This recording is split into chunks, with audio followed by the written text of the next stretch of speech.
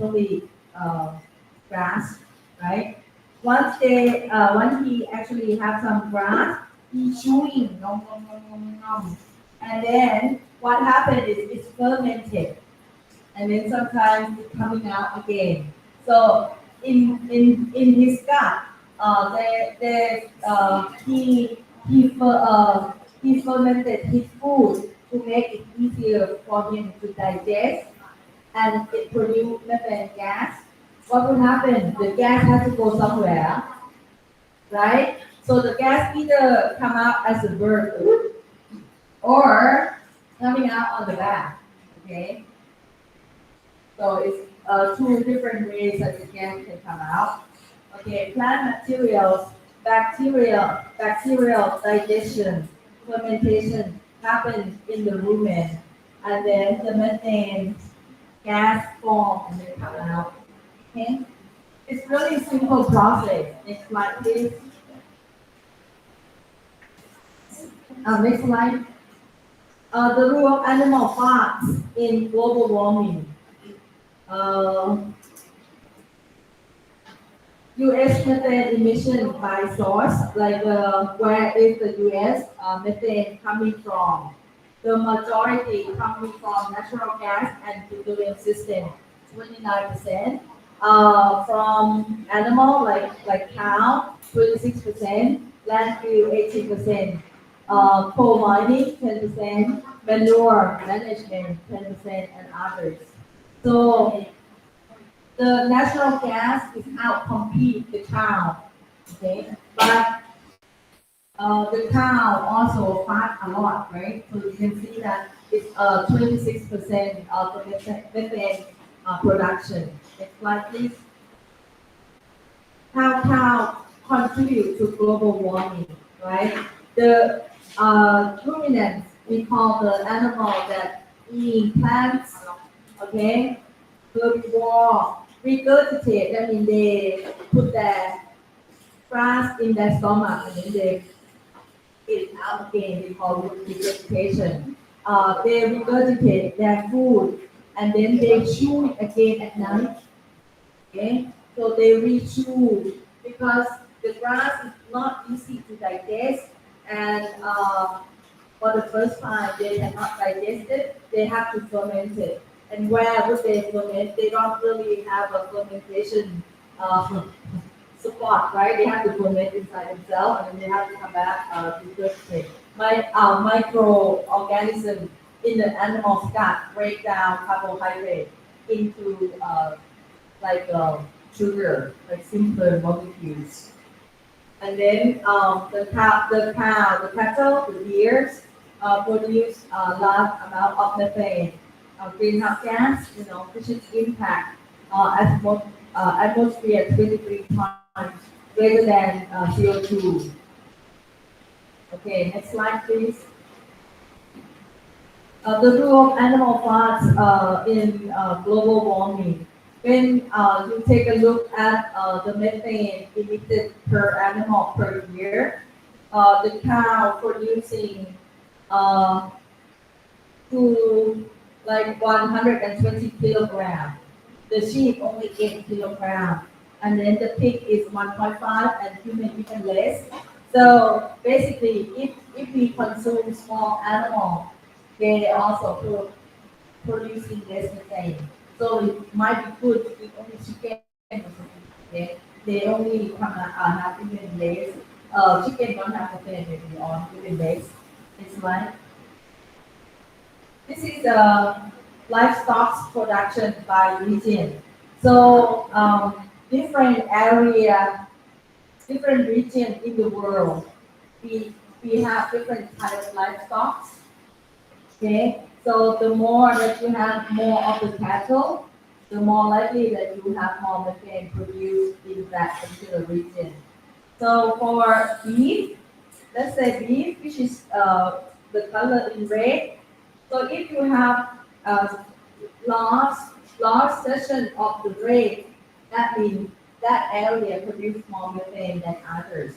Okay, so um, buffalo also producing something quite similar to beef.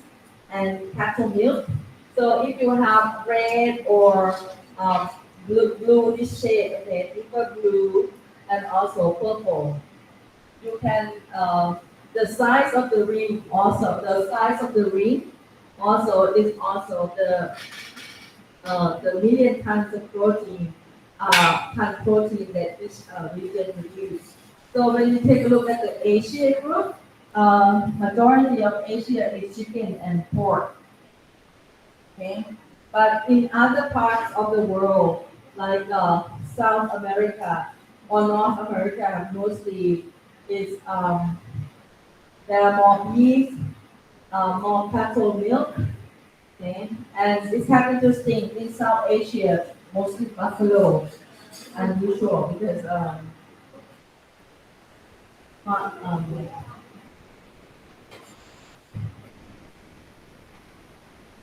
people from Africa probably should be very proud of themselves because the small size of the rings, so you contribute to the methane for the whole world is a lot less. So in a way, it's more eco-friendly. But you wonder why Asia is so big. The world population, 60%, 60% of the world population is only in Asia. Okay? We have more people. Okay? It doesn't mean we consume more meat per person, but just the number of population that we have, we already have more than everybody else. Next slide, please. Livestock emission by region. Okay, so in Latin America and the Caribbean, you can see that the methane emission here is come majority from beef. Um, for the Asian here, the slide, I mean previous slide, the ring in Asia is larger, but when you compare the ring here, which is talking about the methane emission, CO2 emission here, it seems like the size of the ring in South America is larger, okay, more. The unit is million times of CO2 equivalent. Next slide, please. Mission from livestock supply chain. Okay, you can go ahead and take a look at the emission where it is from. Okay, this is from cow that the fermentation is 44%, the feed from 41%, manure management 10%, and energy consumption is 5%. And when you want to break down into detail, you can take a look at the detail of this breakdown. This is varies between countries and also varies between year. Next slide, please. How to decrease greenhouse gas emissions in livestock? There are many ways to do it, but it might not be easy way, but there are many ways to do it. You can selective breeding. Um, let's say you genetically engineer the cow that fat less, okay? Or have the way that they fermented less. That means you can reduce, let's say, emission by 15%.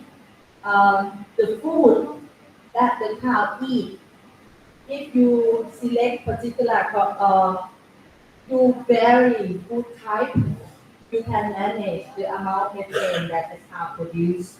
They suggest to see food can improve weight gain, efficiency, decrease methane emission by 20%.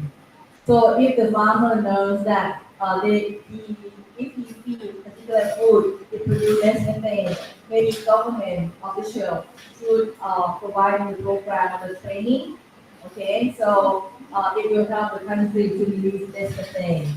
Vaccination against methanogen that can reduce methane emission intensity by 5 to 20%. Um, this is the feedlot product. This is feed additive. Uh, some some company suggest to add some additive. For example, red algae. Okay, red algae can reduce the methane emission by 90%.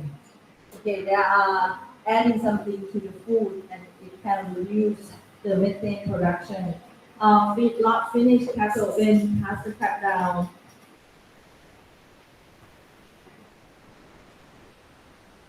Um, this thing is similar to the pecan and the ball. Okay, from their pool, if they have big farm, uh, I would like to share this story. I visited a pig farm in the Tamara area. It's a huge pig farm, very big pig farm. They live in a closed, uh, how do you call it, this facility. And then all the pool just go down, and then it will flush. Okay? So when you walk there, I mean, I've been there. Usually, when you go near to this kind of thing, it can be very smelly, right? But I was amazed. No housefly, no, no smell. I was amazed, and everything raised up um, to this walk there, and it's kind of cool because they have some sort of evaporation system. And then all the poop just go down, and then it will go to big area, 4 times bigger than this room. It's all covered with big plastic sheet, and then it producing biogas. Okay, one big pond 4 times bigger than this room. The size of the pond is covered with black plastic sheet. The gas, the biogas that we produce, it generates electricity. On average, the owner told me that he saved 600,000 baht to 800,000 baht per year on electricity bill. All, all the lights that they use, they come from biogas, 100% biogas. And then the byproduct of that corn, we sell it as a fertilizer. So basically, we sell pretty much everything. I mean, I've been there, I was so amazed that it was so clean, no scale, no housefly, nothing. The pig is very clean. Good looking pig. They never touch the ground. They never ever touch the ground. They have very um, they have very special breed. At least 5 different breed mixed to become one pig. Come from 5 different strain of pigs that mixed with that. I was such a wow. Well, first, this farm probably originated maybe 15 years ago. U.S. government joining with this farm and providing 600 mothers for breeding this type program. I was, wow, it's very good. So basically, the energy that comes from waste producing biogas and can be used. Next slide, please. ยังใช้ใช้ยัง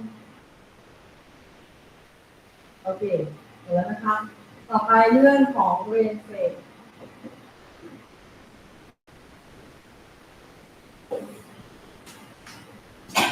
So we start talking about water management. For water management, we will watching the video together first.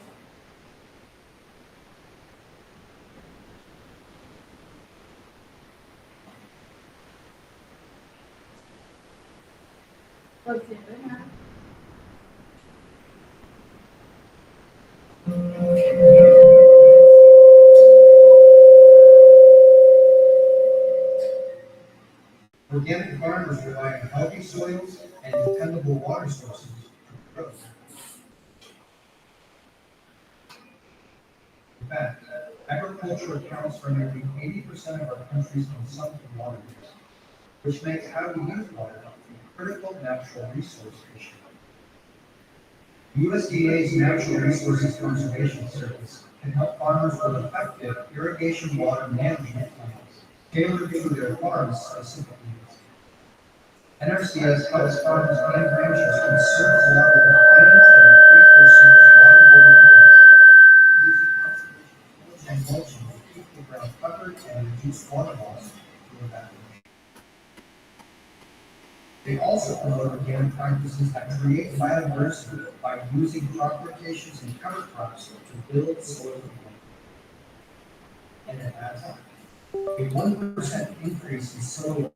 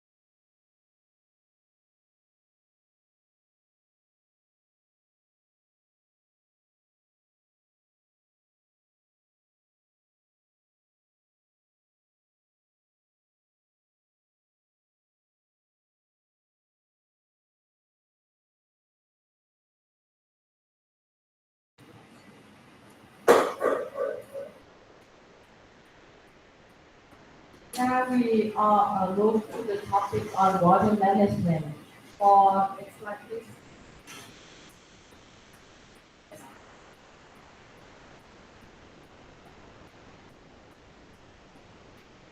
This world we have 1.4 billion hectares of crop land worldwide.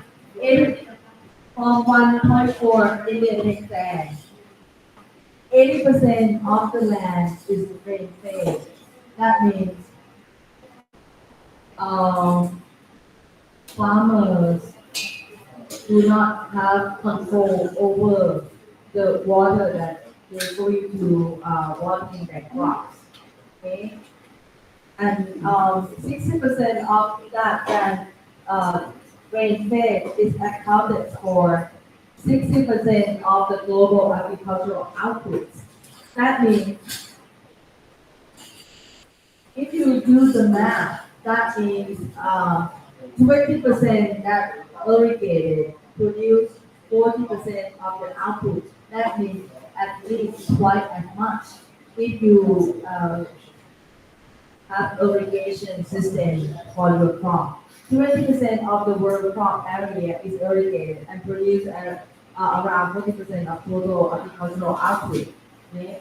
So it's better for the government to put money, budget allocate for irrigation system.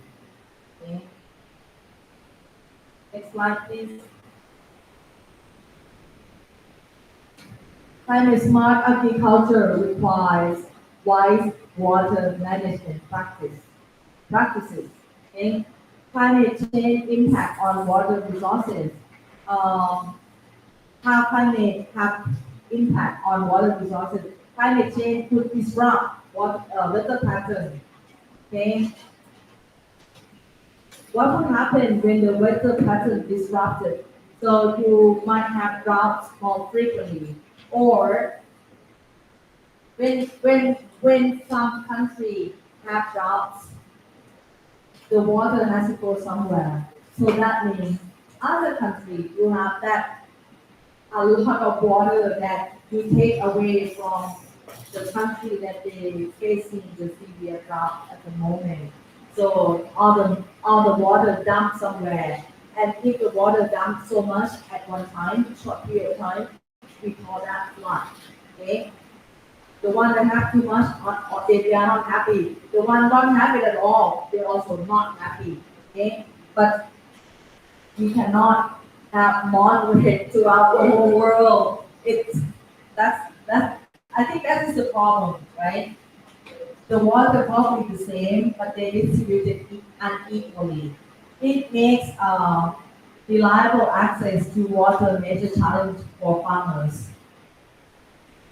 If you don't have water, it's a threat for the farmer. Next slide, please. TSA practice promote water management strategies that help farmers adapt to these challenges. So as a government, okay, as a government officer, you have to come up with efficient, water efficient irrigation system. Okay? It's better for the government to to have a master plan on irrigation system. Okay? If you do that, your country will be stable in terms of food security. Okay? But sometimes poor country like us, the government not think that way. They don't put money on making irrigation system available. Okay? And if you don't really have influence to your government, local farmers, small farm farmers, they probably have to come up with well or pumping system or small pond to have their own water sources at their spot. Okay? If you have water pond, I mean the water resources in your spot, if you're smart and very good with mathematics, so you'll be able to calculate how much water your plants would need per year, or uh, water is not free. The reason I say that it's not free because when you want to watering, you use energy to pumping the water to watering your plants. Or sometimes the well is really deep down, you have to pump it up, right? So it's always costing you something. The drip irrigation, you would have to have money to put in the drip system, but most of the farmer, like real farmer, they might not have that uh, money to support them to begin with. Okay, um, but small piece of land, if you can control small piece of land, if you can install the drip system, maybe you can do different 4 or 3 crops per year for that particular piece of land, and then do crop rotation. That might be the most efficient way for farmers that have a small amount of money to spend. Okay, start something small and you can afford and then make irrigation system work and try to maximize the use, optimize the use of the water that you have. And you have to, I would suggest that you talk to, you make sure that the produce that you talk to the farmer to produce, it has to be high price produce. That means they can sell for more money. You don't plant something that you can sell for like 2 baht. You have to think of something like, for example, like farmer here, if they have money, they grow melon. melon, one melon costs 200 baht. 200 baht for melon. It's sweet. Okay, one wine of the melon thing, one wine. You cut down all the flowers and then you have one fruit, and then you have big fruit only for one wine, and you sell it for 200 baht. Sometimes it could go to 300 baht. No, not watermelon. It's called um, it's like Japanese melon. You know what melon looks like? The green one that have a pattern. A melon ของญี่ปุ่นไม่เหมือน but in Japan it could cost like 1,000 baht per melon, and it's a gift we give it to friends. Melon ต้องการ melon. Green one. The yellow one is cheaper. So yeah, like that. Next one, in Thailand, one melon wine, we produce one melon, fruit only, and then you buy it for 200 baht. It sells per kilo. It could cost more than 200 baht.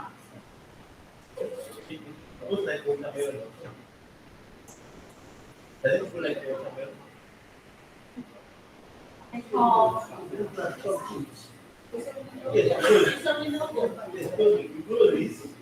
Recording and comment.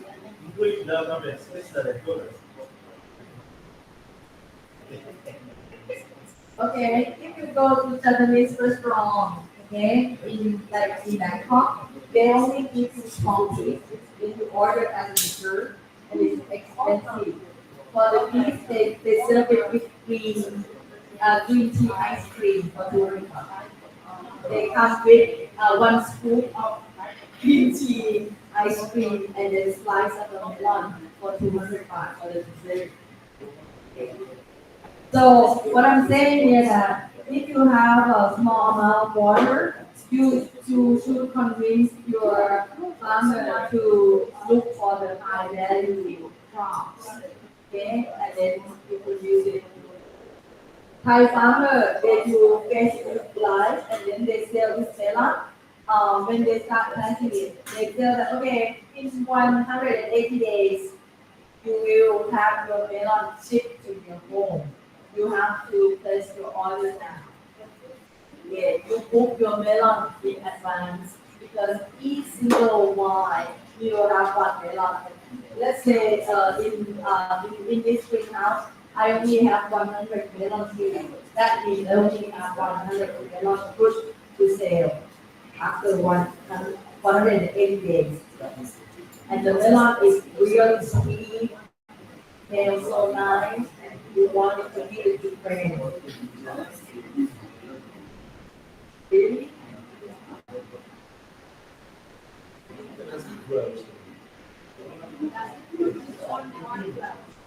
No.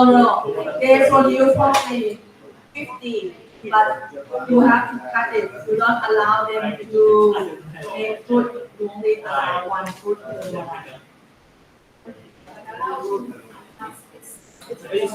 ไม่ทราบค่ะส่งใครสักคนที่มาวางไว้แต่ไม่ใช่ของสตาร์ทแน่นอน Yeah.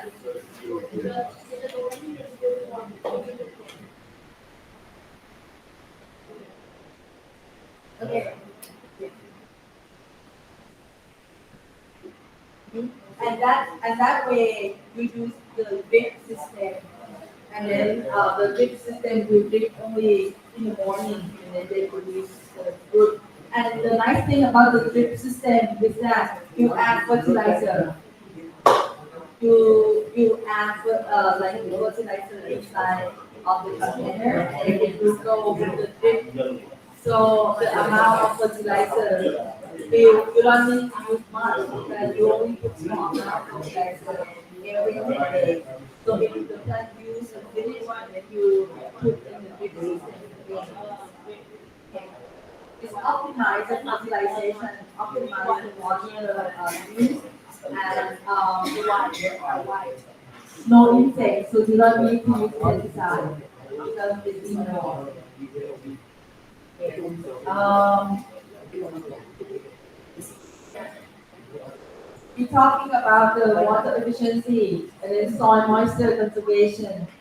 For CSA water management, for soil moisture conservation, we use the mulch, okay, mulching techniques. You can put something cover, we call cover cropping to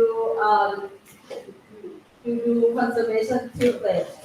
These three techniques will help retain soil moisture in the soil, and it reduces irrigation needs, improves drainage system, proper drainage system, prevent water loss. Um, Coconut, anybody like coconut? You like coconut, right? Okay, good. Some part of Thailand, they are coconut farm, and the way they control water is that they put the soil up like here, and then they make water in the middle. So the coconut and then water, like 1 liter water, and then the coconut in the bowl. And then when they want to control water speeding or something like that, so they lowering down their water, so the soil getting dry. Like Siam movie pomelo, which is you know pomelo? Do you know pomelo? So pomelo, Siam movie pomelo ให้เราดูหน่อย Siam movie pomelo is planted in the Consimora and is a TI. Okay, it's a fruit that it's your location identity and it's 300 baht in Thailand for one. And in China, it costs 1,000 baht for one. Okay, this is a Siam movie pomelo. Okay, we mostly sell the products of the pomelo to China. One tree produces 300 fruit. One fruit costing 300 baht, which is $10. And imagine within the area, you earn like a 600,000 baht per year for a small piece of land. Okay, but the problem is you have to make them very sweet. How would you make Siam ruby pomelo sweet? Before 2 weeks before you cut it and before you harvest it and ship it to China, you have to make them thirsty. That means you dry your soil.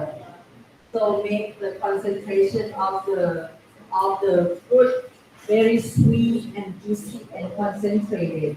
So they put Siam one row, and then in the middle is the water, is a small canal, and then they have another Siam pomelo. And then 2 weeks before they harvest it, they lowering the water in the canal to be like lower than 30 centimeters. 30 centimeters deep is the level that the roots of this plant looking for water. So if it's lower than 30 centimeters depth, they will not uptake the water inside. So the fruit become very concentrated, juicy, very sweet. And you can sell to China for 1,000 baht per kilo.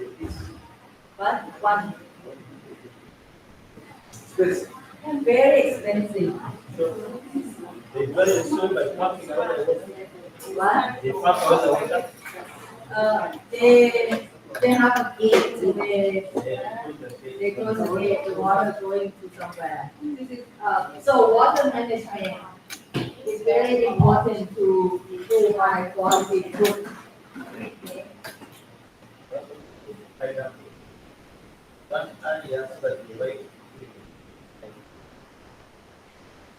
I pineapple.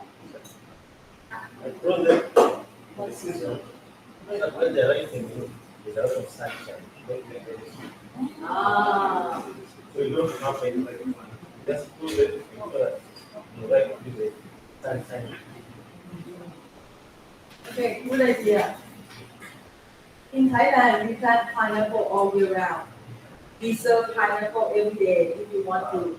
And we have at least 5 different varieties that we commonly sell. Some pineapple is big, very small, very expensive, very crunchy, and very sweet.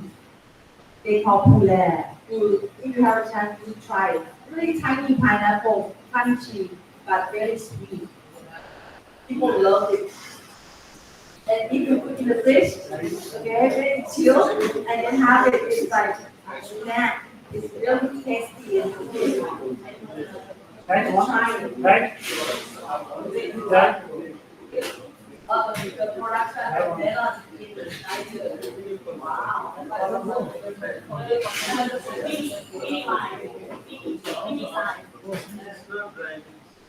Okay,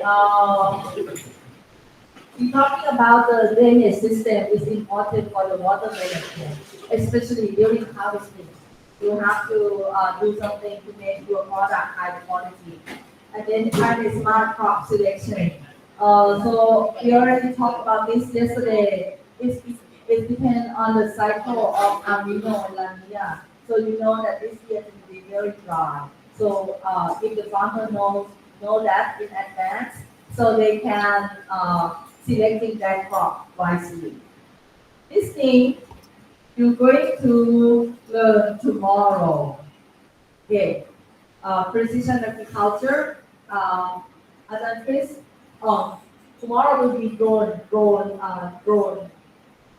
Okay, to ready to go and fly drone and then do drone mapping. Okay, for 2 days.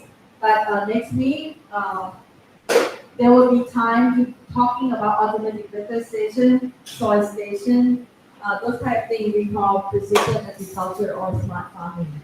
Okay, we'll make sure that next week you will be entertained by technology starting tomorrow. Okay, next slide. Uh, the question is why do we do it, right?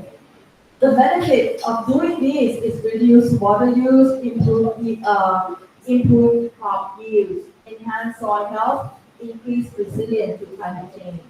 Next slide, please.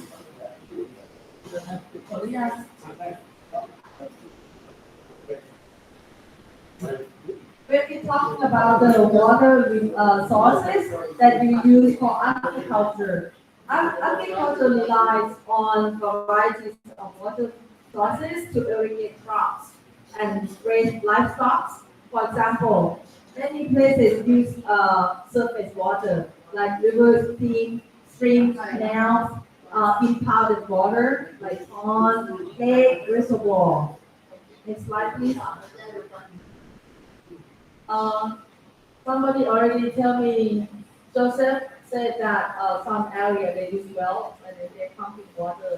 Okay, wells can be sometimes people digging the hole in and then make a well maybe less than 5 meter depth. That also a pretty good well if you have good water system. Sometimes you have to like make it very deep. It depends on the location. Okay. Really? In Ghana, Even in some areas, 200 everybody own a well. No, no. There's some farms. If you have farm, you film, farm, I'm supposed to take. It's very expensive. Yes, you need the machine, the pump machine, and you have to get around more than $3,000. Plus the machine.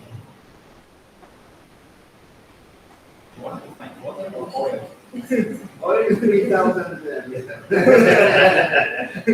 Oil is 3,000. Yeah, something, Same thing as some areas where people dig around 250 for well.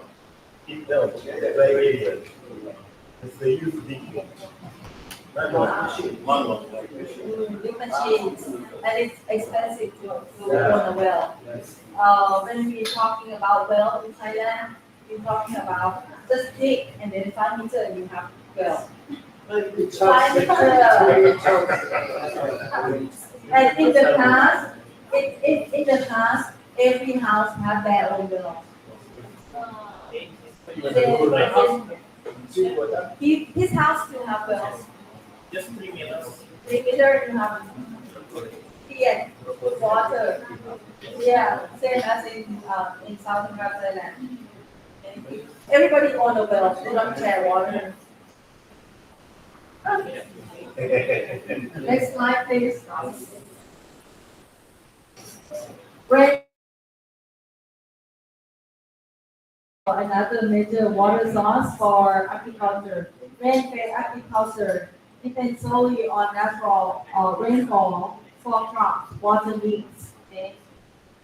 It's suitable only for the area that you can predict that you will have rainfall every year. You know the rainfall patterns, and then you can bet your money on planting something, and then there will be more rainfall to water your rice or something like that. I don't know if this thing happening to other countries as well. Thai culture, Thai traditional culture tend to have a ritual that related to agriculture. Okay, I'm going to tell one ritual. In northeastern area, they put cat in a cage, and then they dancing, okay, with music, and then they take the cat with them, and then they pray for the God to giving them rain. But poor cat, he crying so bad, but they call it hand and nail. Nail is a cat. So people dancing with the cat, and hopefully the God will come out with the rain. I don't know, maybe God not want to listen to the cat crying or, but all the ritual related to agriculture. Okay.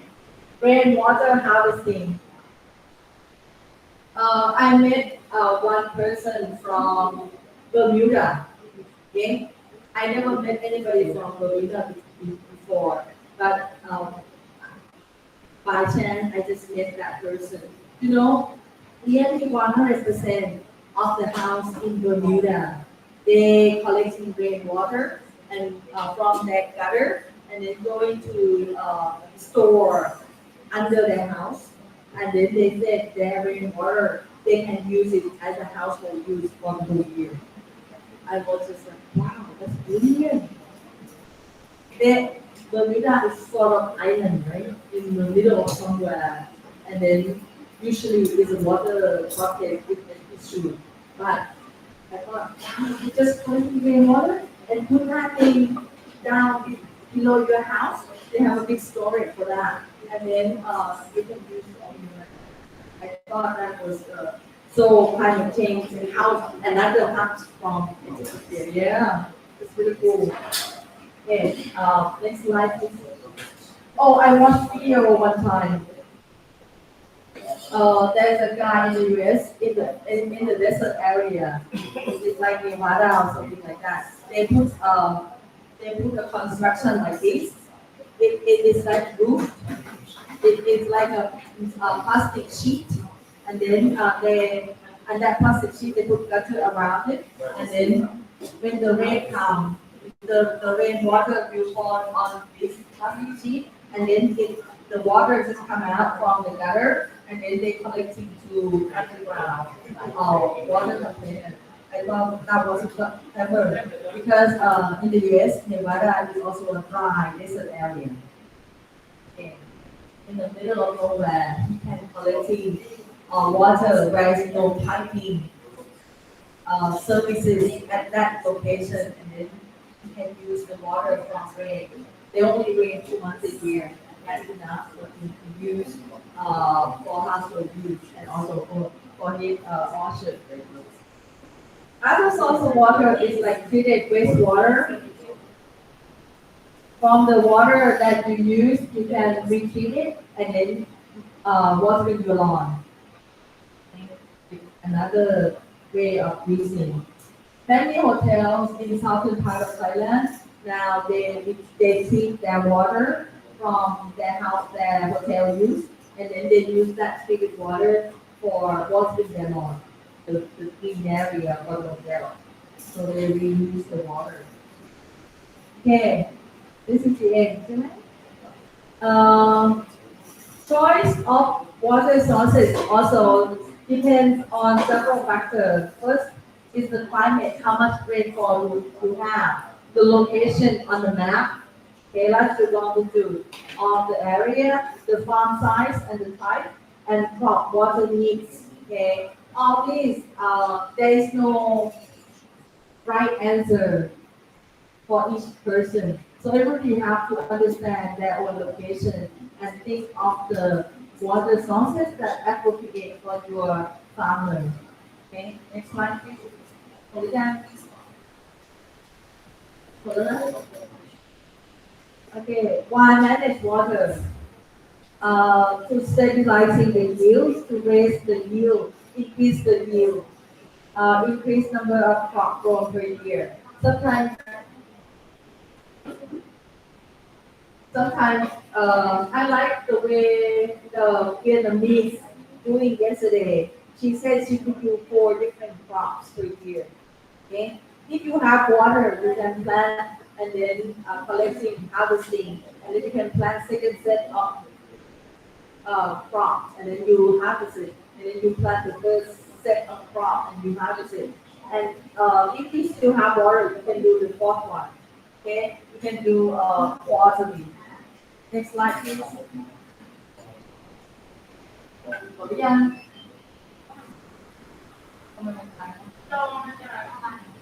Okay. Irrigation could be negative to your soil. Okay. In some areas, if your water have some amount of salt, if you constantly irrigate it, the salt will stay on the soil. So you will become salted soil, and eventually you cannot grow much, except you integrate engineer your crop to be salt tolerated. Then you can, in Thailand, some rice varieties we genetically engineer to be salt tolerated. Okay. Nitrate concentration of aquifer. Next slide, please.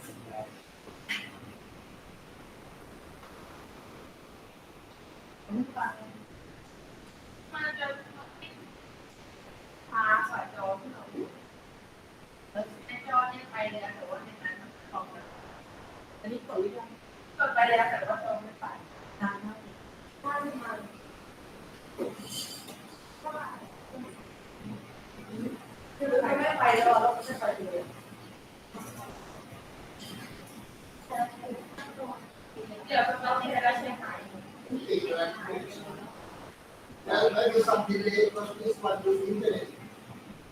You know what? There only few more slides, and then I think we're going to stop talking about water management.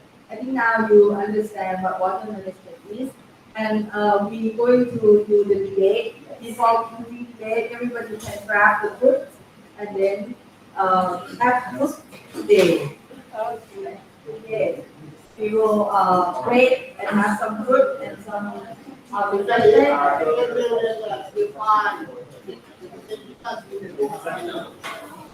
Yes. Okay, all right. All right, so everyone will be having 15 minutes, a 15-minute break. You eat first some refreshment here. So we have here slices of watermelon, pear, mango, and 29. So you may Here, get your outside 26. Oh. And the heat Here's index, some heat 47. slice. Wow. so outside you feel like 47, Oh. but it's actually 36. The weather station is up here on the roof. Okay, everyone can grab their You take all your chairs here. Okay, Chris, I need like this station. It's available here in Thailand. I buy something for my office. You want to buy? This station Uh-huh. for my office. You want to buy from Thailand? It's cheap or like available. If available, I try to give you a try give me quotation, price maybe because the I price. work outside. Yeah. For that I have to make control. All my workers go outside working. If I have the humidity and everything, I can make control. Yeah. Just keep in mind if you have chance to post it, the station. I find this good because I try by internet too many types. Okay. But you think it's like this one here? Yeah, it's up there. You put it up. Yeah, you can look. Yeah, I understand the idea, but I think this good quality. That is I have another one there. also.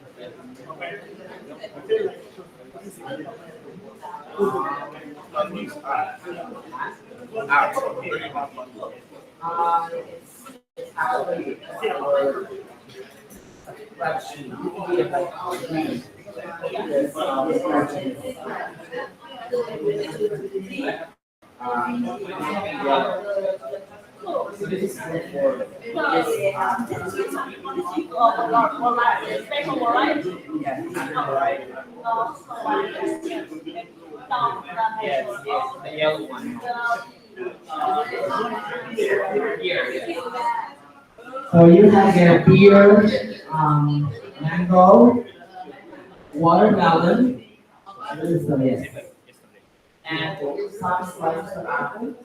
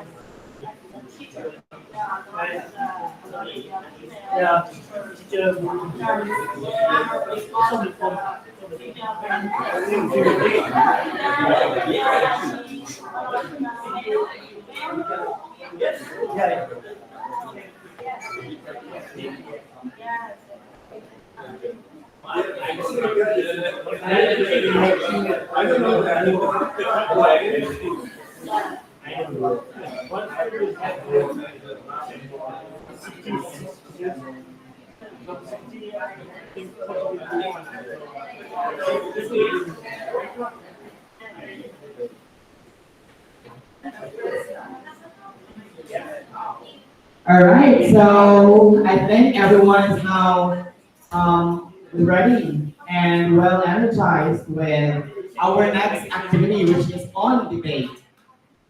So I hope that the fruits will give you more thoughts, especially that a lot of you here love the mango that was served to you guys. So this time, we will see who has the best reasons, valid reasons, in the argument that we are going to present. So there will be four teams competing, and group one, that will be group one versus group two, group three versus group four. Before that, we will ask you to roll lots as to which side you are going to defend before we present the argument. I'm pretty sure that everyone here knows how to debate. Okay, let's just have a quick review on the debate. So for the debate, there will be two parties, right? The government or the opposition, or the affirmative or the opposition side. So with that, the government will be the positive sides agreeing to whatever is the argument, and the opposition is opposing to the idea of the government or to the affirmative side. There are three speakers in a debate, in the form of British parliamentary debate. The first speaker of the affirmative side, the leader of the affirmative side, and the leader of the opposition, who will be presenting your proposition, your overview, and what you are believing in terms of the argument. You are going, the first speaker of the debate, which is the leader of both parties, are the one presenting or defining the terms. So technically, the leader of the affirmative sides define terms, explain the plan of action, and present arguments in favor of the motion. So we will present later the motion for the debate. The second speaker of the second speaker, second proposition speaker, responds to the first proposition's rebuttal, rebuts the first opposition arguments, and present more arguments in favor of the motion. Third proposition speaker, you are going to rebut any remaining important elements of the opposition case and reestablish proposition arguments. In other words, you are going to be rebutting at the same time, concluding, affirming your side. And for the first affirmative speaker, it sets the tone, lays out the team's case, and introduces the motion. First negative speaker outlines the team's stance and rebuts the first affirmative speaker points. Second affirmative speaker rebuts the first negative speaker's point and states their own point. So third affirmative and third negative speakers rebut their opposition arguments and summarizes their key arguments. So in other words, the only person that cannot do rebut during the speech is the leader of the government, because you are going to present your motion. But the opposition, once he tries speaking, he can do a rebut from the point of the government, whichever is available to make an argument to the motion or to the speech of the government side. And the second speakers of both parties will support your leaders at the same time, answer the rebuttal questions or the point of information. And the third speakers will also be supporting your leader and the point of the second, and also answer the rebuttal of the point questions. So in this case, you are going to plan and set up in each group how you are going to make an attack. For each speaker, you are given 3 minutes to say your speech. So that will be a total of 9 minutes for each speaker. The time will only stop if there is a rebuttal question or information from the team. Like the opposition will make a rebuttal, the speaker's time will stop for the meantime to answer the rebuttal. Or the speaker has another option to deny the rebuttal. Say, for example, Wayu is speaking, and I got some rebuttal to Wayu, I like point of information to Wayu, and Wayu has an option to reject my point of information or to accept my point of information. If he accepted the point of information, he will answer my question. If he rejects my point of information, he will continue with his speech until the 3-minute mark is over. Are the rules clear? Okay, so All right, before anything else, we'd like to ask for a representative for each of the groups to have here someone for the Jola. So we will be asking for one representative for group 1, group 2, group 3, and group 4 to come here so that you will be able to know if you will be on the affirmative side or on the opposition side. So can we have for group 1, who is the representative here? Okay, we have Kaido, and then for. all right. Now for each speaker, you have to stand. You need to choose your stand. They are opposition.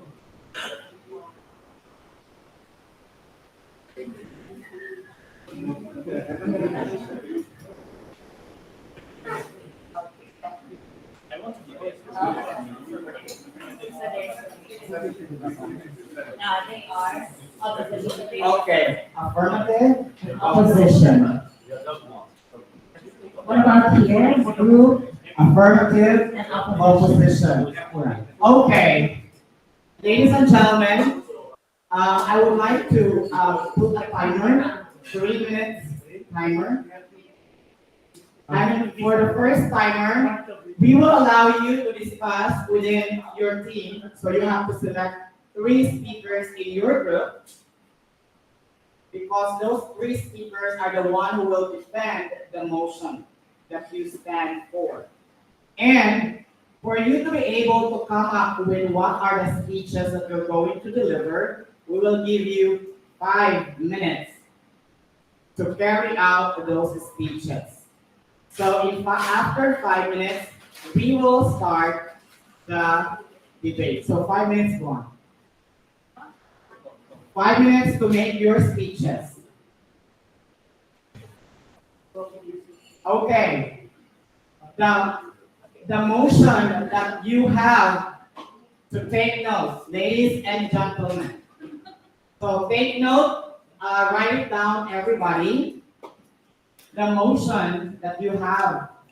Okay, the motion that you need to take note is that due to the high demand for water usage on agriculture and climate crisis, rain-fed crops are better than irrigation farming. Okay, again, due to the high demand for water usage on agriculture and climate crisis, rain-fed crops are better than irrigation farming. Okay, so for the affirmative side, you will be defending that this proposition is true, and you will be standing for this one. And you will be given 5 minutes to brainstorm with your group members and to come up with all the ideas that you will be presenting. Now, for the opposition, you will be given you also have 5 minutes.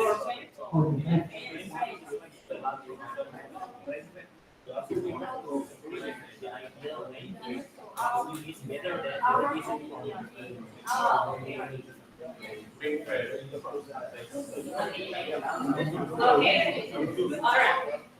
All right, one moment, everyone.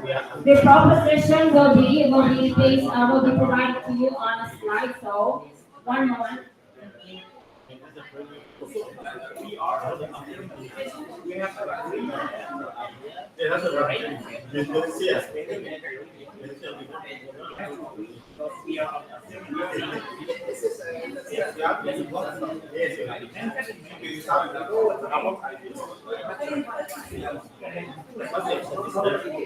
So, sprinkles, you drip, like,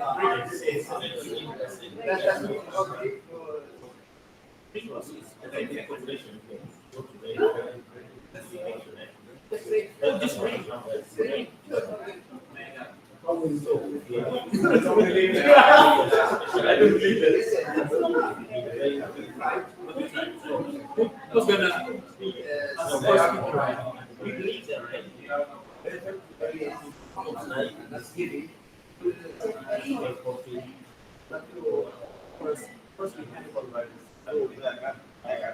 I'm seeing you.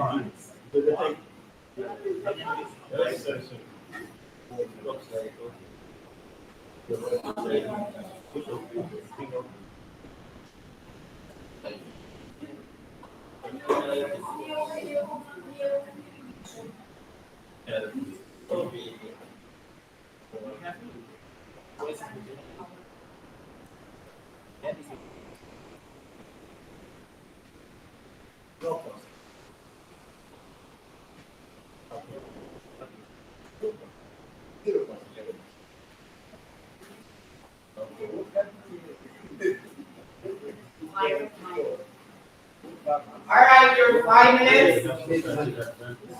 All right. So that is the motion that you need to work on. 5 minutes. Starts now. So you have to assign who is your first speaker. Okay. You have to select who will be the first speaker, the second, and the third speaker.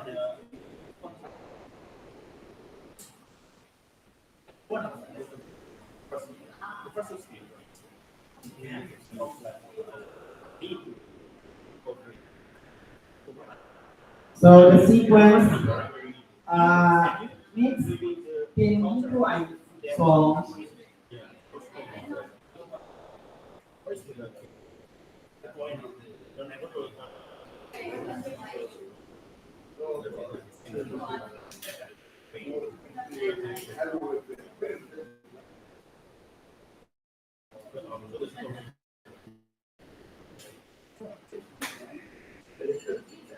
Okay.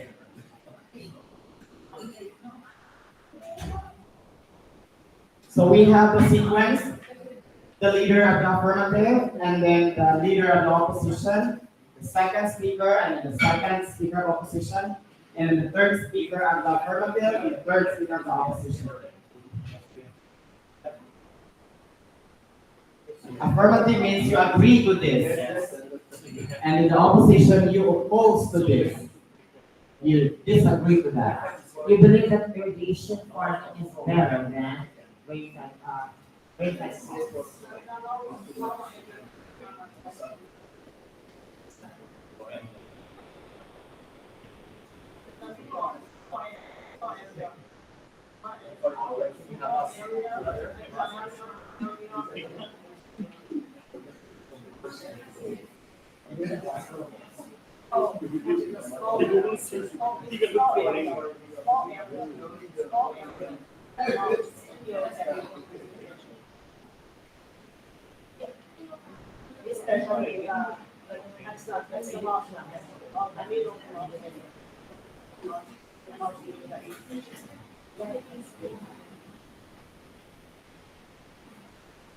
This house believes that this house disagrees that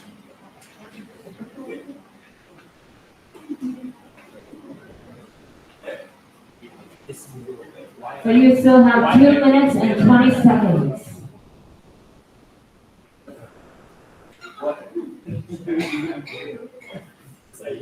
we're excited for the rebuttal and point of information. The lecture actually a while ago, Ajahn Malika presented so many facts about this debate.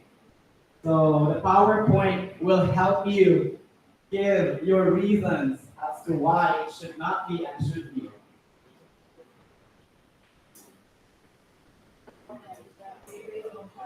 You have 1 minute and 30 seconds.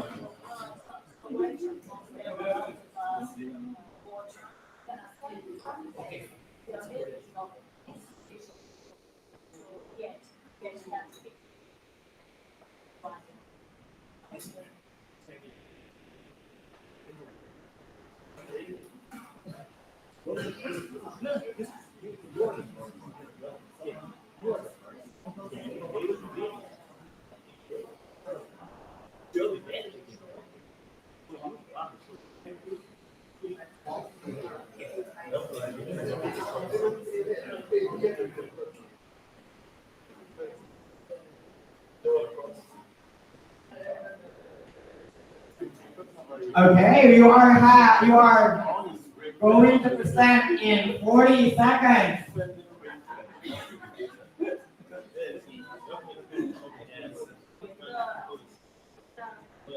Do you need time? More time? Okay, we will give you 2 more minutes. Additional 3 minutes. 3 minutes.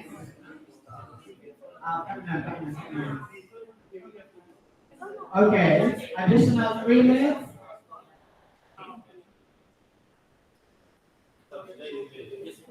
Additional 3 minutes for you to be able to wrap up your arguments.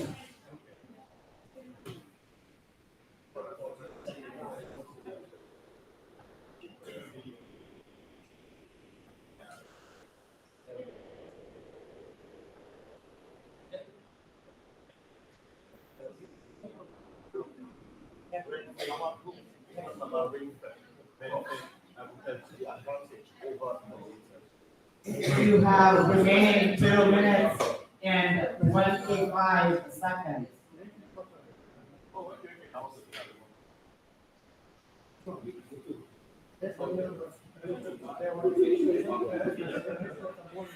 The leader of the group is now working so hard to win the competition. Every group is brainstorming. I wonder who will win. You know, this is a practice of your convincing power due to reasons, because you are going to be implementing CSA and you need to convince farmers to follow what you want them to do. So if you don't have this capability to convince your member, then you should have to train yourself in doing so. Yes, absolutely. I absolutely agree on that one. And since you are the representative of your country, you are going to present your idea to your bosses, maybe, to the higher officials, and to the people who need to know about CSA. And with that, you need to have a very good convincing power and very good established reasoning related to what should be done and what should not be done. 50 seconds remaining. Be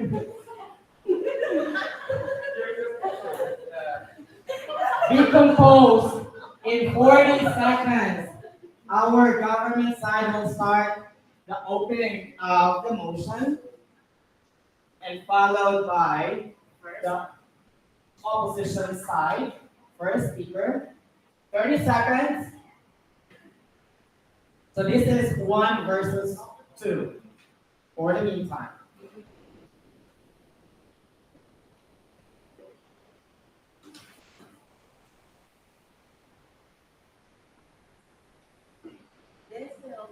Ten, 9, 8, 7, 6, 5, 4, 3, 2, 1. Time's up. All right, no more writing at this point in time. You have to be able to stand with your reasons. Timer for 3 minute speech will start with the government or affirmative side. Ladies and gentlemen, the first speaker of the group 1 versus 2, government side. Here. Stay here. Thank you very much. Wait. Timer for Okay, 3 timer, minutes. please. 3 minutes. All Okay. right, you have to listen so that you can rebut or make a pointed question. Yes, Timer starts now. because I'm the first speaker. Because I did a few points about the rent feet. It's the first point. It's the lower cost. Why? Because it is come from natural rainfall from the their water. It's come without any cost. Okay, and they also reduce it the environmental impact. It's a good point. Uh, the other point is the sustainable water management also, because it's coming from sky. The other maybe it's relates to climate variety and the visit of the soil health. The maybe also enhance the biodiversity, and also maybe the other point would be culture and social impact, importance. I think this point enough to select rainfall is better than irrigation methods. Thank you. Thank you so much. You can stop. So our first speaker, the government side, finishes at with a remaining time of 1 minute and 29 seconds. All right, let's now welcome the speaker of the first speaker of the opposition side. So for the first speaker of the opposition side, you can make a remark on the points of the leader of the affirmative side. Okay, 3 minutes for this. For opposition side, the first point mentioned by Group 1 is low cost. Rainfall is low cost. Well, it's low cost, but you can be reliant on the rainfall or nature. Because most like the time we're going, we currently facing now is changing of climate.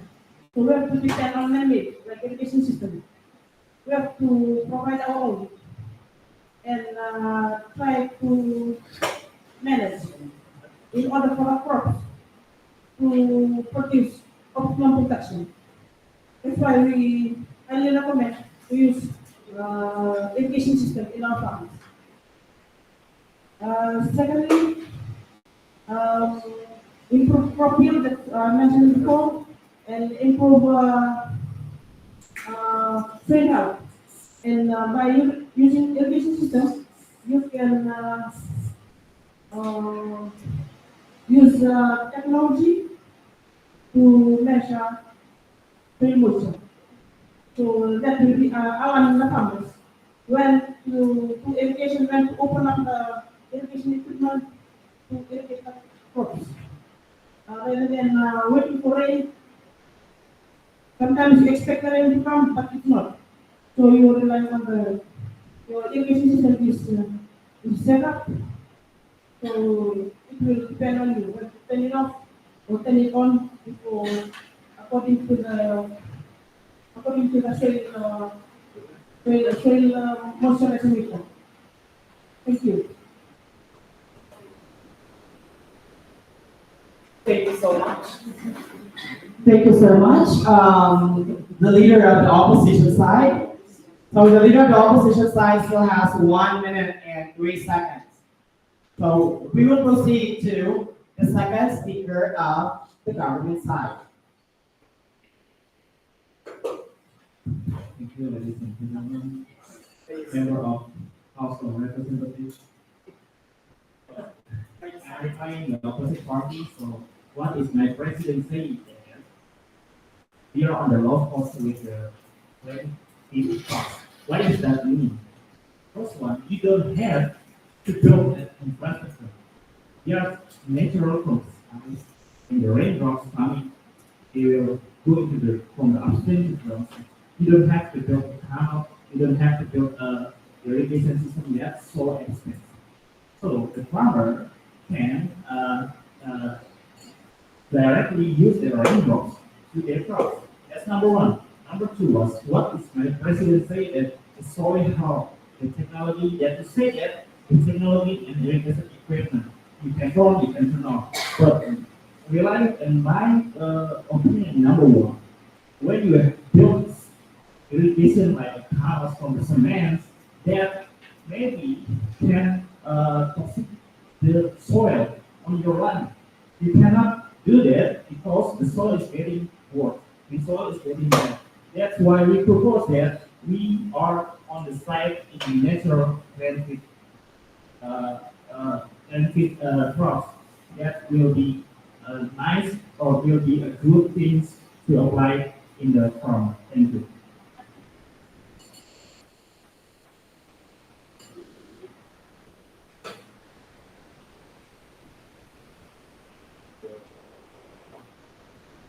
Now, okay, in accordance to what you said, I'm not completely agree because if you use water irrigation, we can manage water resources very well. Even um, we can avoid the, the waste of water in the farm.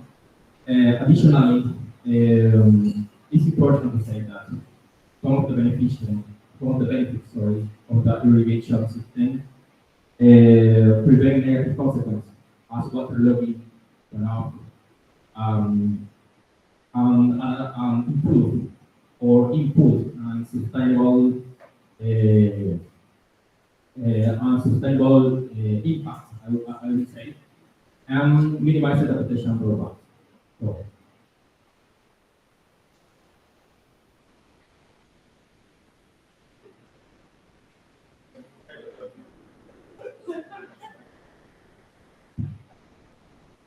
Is it a point of information? When you say point of information, you have to raise point of information so that the speaker will stop and answer the question. Otherwise, your point of information or question will not be entertained. So the speaker can continue speaking or talking unless there is a question being asked. All right. So was it a point of information or not? yes, what's my position about what? It's a rebuttal to your point. Okay. So you're gonna have it's a point of information to you. So you're gonna have to. You can answer. You can answer to the question. I can answer, then I can ask something. You can answer and then you can ask. Yes. Yeah. Okay. If you say you agree, It's like you're if you agree to that, then you lose. Then you lose, yeah. Immediately you see. Okay. We fighting. Oh, you're fighting. Okay, go fight. Be fighting.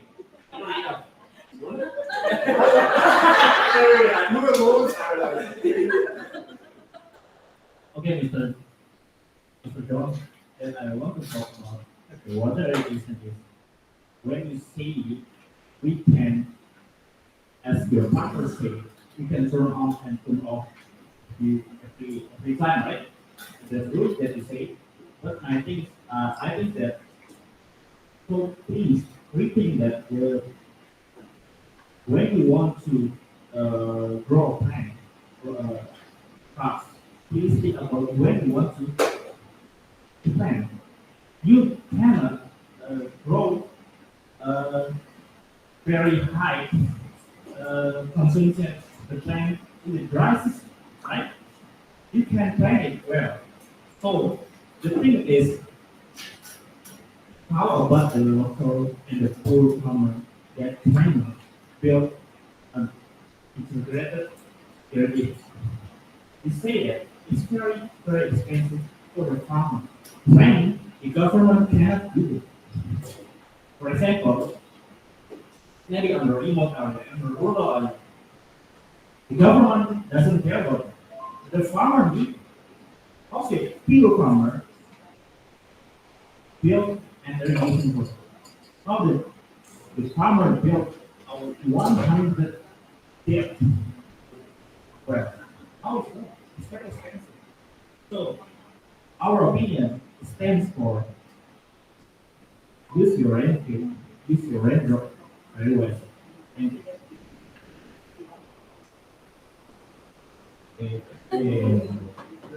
To answer your question, that's why our government is trying to apply technologies to improve this kind of problem that we have in the government. Even provide some kind of technicians. No. It's only their turn. It's only Look, okay, only group one or group two can intervene. Okay, other groups, you have your turn, okay? Wait. Okay, you have your turn. Conservation and these kind of funds. But I also have another question. How you can how you can how you can prove that the water that you are using will be used very well without any kind of technology. For example, when we use irrigation technology, how you can prove that? The question is, can you answer by yourself? You say that you send a technician, right? Government sent a technician. What is my question to you then? How the few farmer, the local farmer that lives the rural area, in remote area, build an irrigation, build a dam, build a pond, catch the rain to irrigate the land. How? They cannot have money. No. Even they cannot have food for sleep, maybe a proper meals every day. They cannot build it. I mean, that's it. The infrastructure that you see is very, very expensive. How you build You have 1 minute for the third speaker. Another question. In your opinion, Yeah, you still have 1 minute to answer. You still have 1 minute before we go to the third speaker. in your opinion, umpire crop far less water than you get. In the umpire crop, portion require less more water than You have 40 seconds to construct your point of information. 30 seconds. Other question, is it true that umpire crop do not require heavy soils? healthy soils. We need them. We need them. So you cannot build an irrigation that hurt the soil. Irrigation needs cement, needs rocks. 10 seconds. So my point is still, we used to renovate original and natural. All right, so we will now go to the third speaker of the government side. Side. You have 3 minutes to give a summary of your. You have to give. She's not gonna get Okay.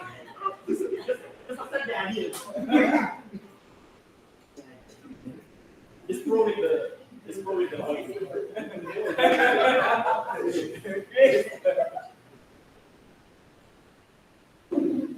Tony, you have 1 minute. We will give you 1 minute to respond to your speech. Otherwise, we will lose a point. 1 minute starts now for the third speaker to commence.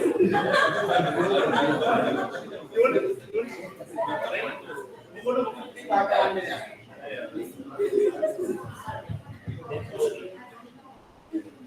You have 1 minute. Lisa, who will be the third speaker?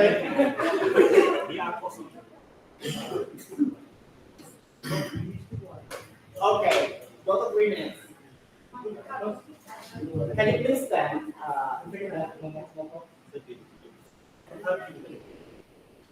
3 minutes starts now.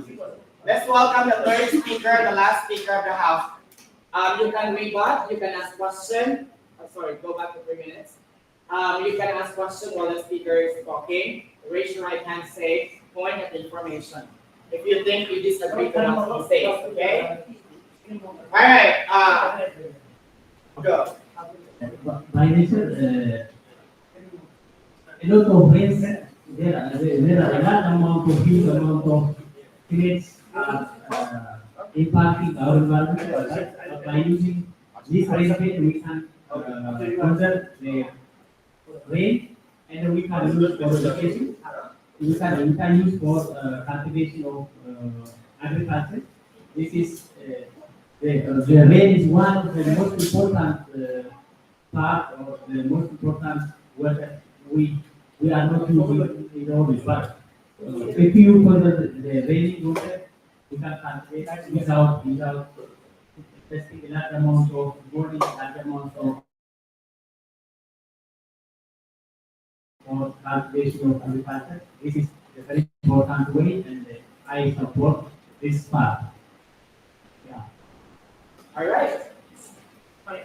Point of information, any point of information coming from opposition side? Do you have any question about? The summary of the group 2 of the affirmative side. No question. We still have 2 minutes for the speaker. The speaker only consumed 1 minute. 3 minutes mark.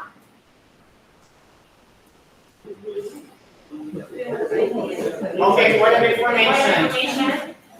I just want to say something about the rental system. Rental system is only the benefit for the only not all the regions in the world, only parts of the region in the world. What about the system in Africa, in somewhere part of the world where they don't receive rainfall? What can they do? They will not rely on the natural water.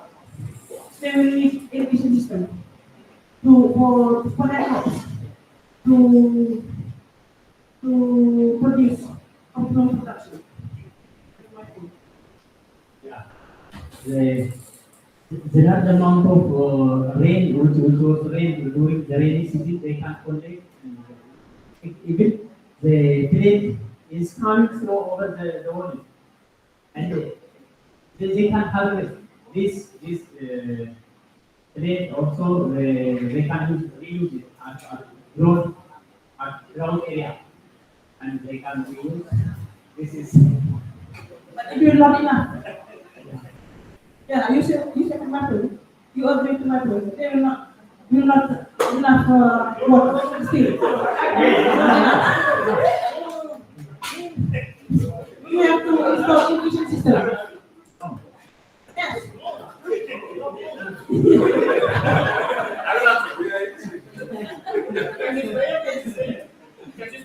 Yes. Yes. No. You said that we agree, no? I want to ask you.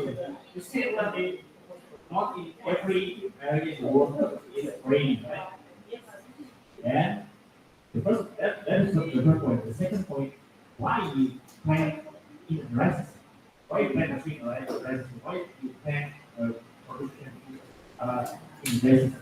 The second, the point is you plant on the right time. With the rainy season, you plant the right time. The second is that I want to talk to you that if you want to build that well, and you want to up to 200 meters below the earth, who will give you money? As a local, as a farmer, you will give you money. That's what I say that they are costly and they're very expensive. So we stand the point. We stand to the point that we just on the right side of the rainy. Thank you. If you're willing to plant and if you're willing to produce, you will never guts to do it. You will never get to purchase or ask for assistance from the government or subsidies. Sometimes or the government will show you. We have extension offices and government office to assist the farmers in the rural areas. That's the norm. How if the government doesn't care about The government will help. Surely help. why? Why we help? Why help you? Because you want me to survive on your own, reduce poverty, you have food deficiency into yourself. Produce your own and feed your own before you sell it out to the market. If I meet the government, why I just tell you that I don't care about you. I don't care about your farmer life. I just want to stop farming. Just go work in the mineral mining or something. It costs me to build you a tunnel. It costs me to build a dam. So I don't care about you. You just go out of the city, work in mining. How about that? No, that's not the way it is.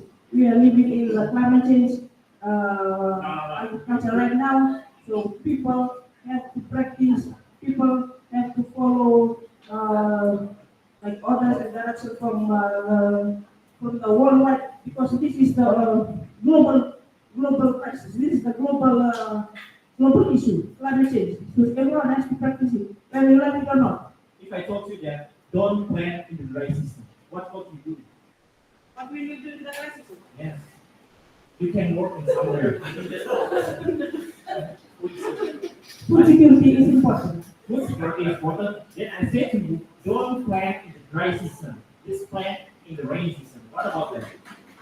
You can plant in the dry season, like the portion yesterday. Plant in the empty space for you and your family. You can eat and you can also sell. So both benefit. We have 40 seconds You, left. you have to plant in the rainy season. You have to plant the rainy season, not the dry season. That's my point. It's going to out.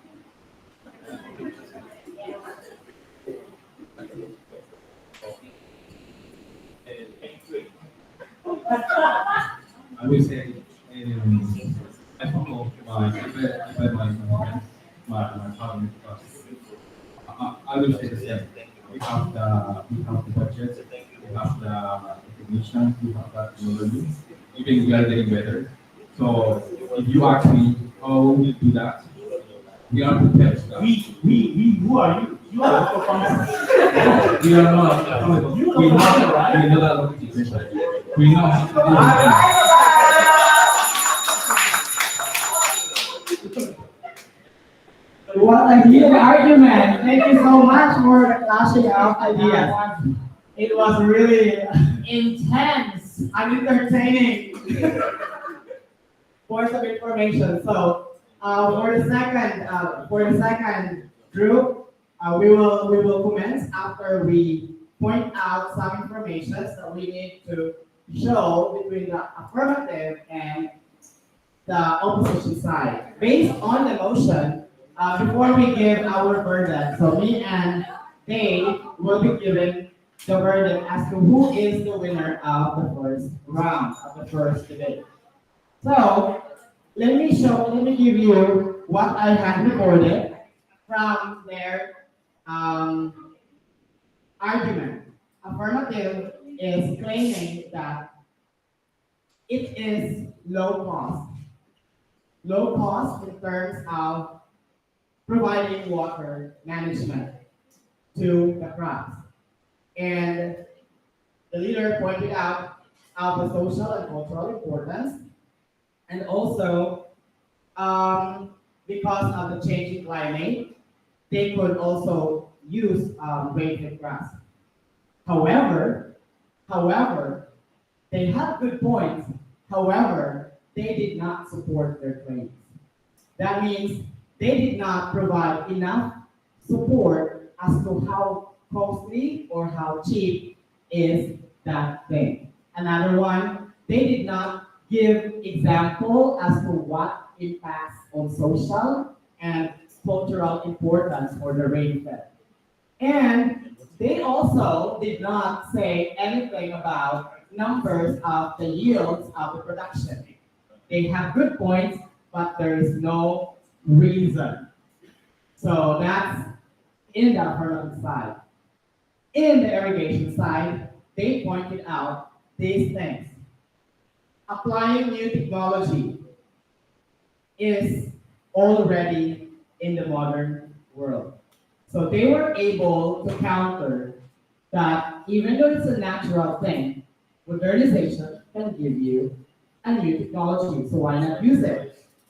And they have also pointed out the soil health and give actually a good defense and reason to the soil health, which is based on what they said, it has a good adjustment due to the technological advancement in the irrigation system. And the last one is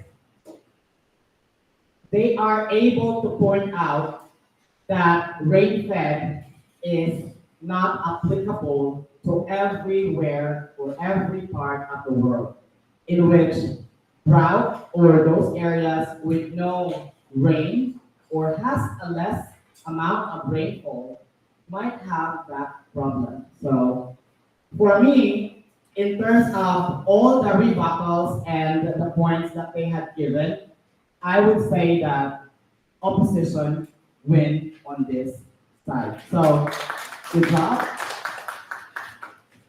How about you, Dave? Okay, on my end, so I will be pointing out a few things here. So let's go for composure. Okay, this is the most important thing when you try to present an argument in the, let's just say in the Senate. You need to be composed. You have to look convincing so that the government you will buy the conviction of whichever will be providing the support to you.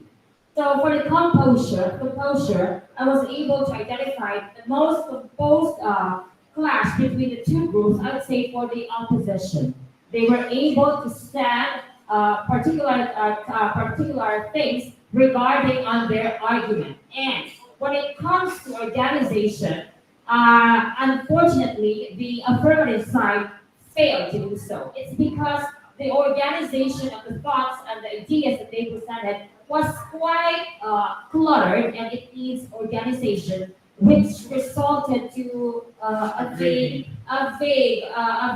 stand for what they believe. And during the last one of the, if I'm not mistaken, when Miss Lucia was giving her point of information, it appears that one of your speaker failed to stand for what your group is trying to argue, and this is a great impact actually because the way how you present your arguments could result to probably a decline, not decline, a rejection or someone the one that will be giving you the support might feel hesitant to believe on what you stand for. That's it. So my vote for that will go to the opposition. It's very clear that one of the speakers in the government side agreed to the idea of the opposition side.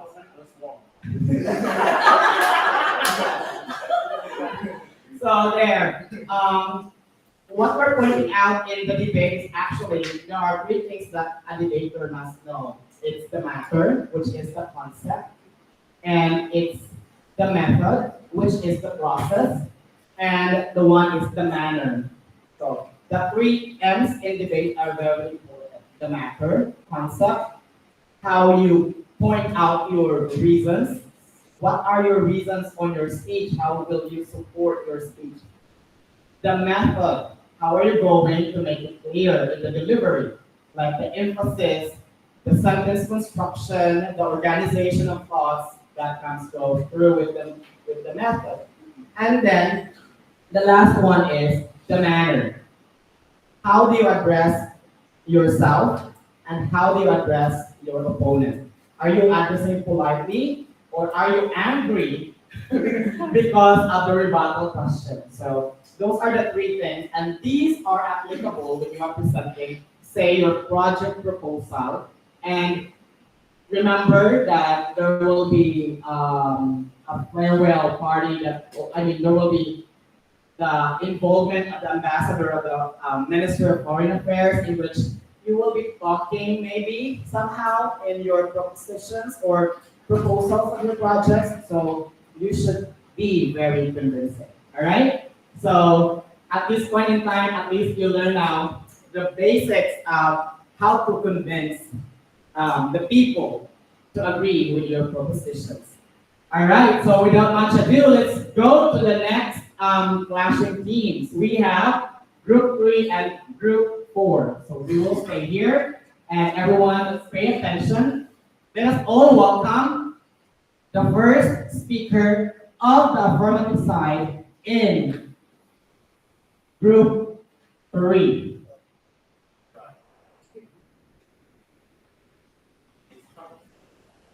You have, let's listen to their reasons.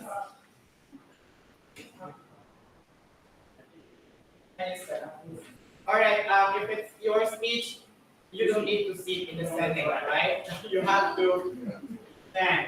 Okay, let's do this. Good afternoon, everybody. All protocol videos.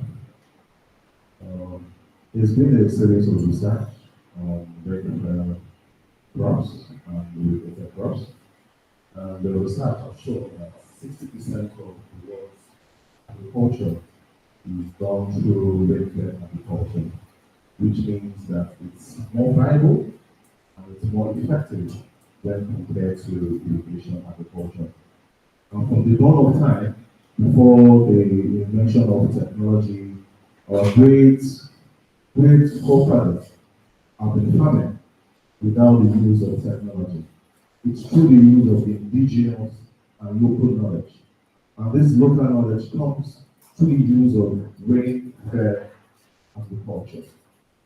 Also, small-scale farmers, mostly, which is available in most regions around the world, small-scale farmers depend solely on rain.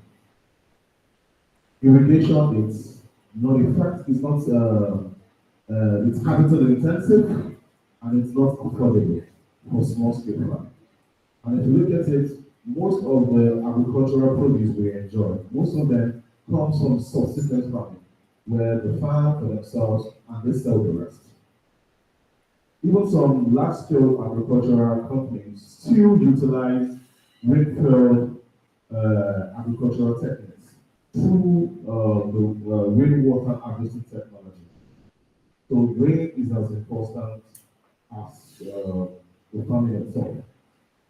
The most perennial crops that take a longer time to grow, they depend mostly on rain because their roots are deeply rooted in the ground and they can absorb water right from the ground. And as a result of population within the soil, the rain, when the rain falls, the water is stored underneath, which the plants can use over time. Also, like I said earlier, uneducated farmers that in the local area that depend solely on rainfall. They don't have the capacity or the training or the finances to do irrigation planning. Also, as a government official, we'll be developing a rainwater harvesting management policy to back up the use of rainwater through agricultural extension agents, teaching the rural farmers the method of rainwater harvesting for dry season farming. Because most of the rainwater harvested is from rain and runoff from tops of mountains and all. So the runoff is harvested through a hole is deep on the ground with some embankment to store the water for dry season farming. Next up. All right. Let's welcome the opposition's leader. Again, if you want to ask a question or point of information, make sure to raise your hand and the timer will stop.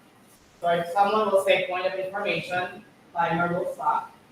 And then you can raise your question and the speaker has the option to accept or to reject. Okay? All right.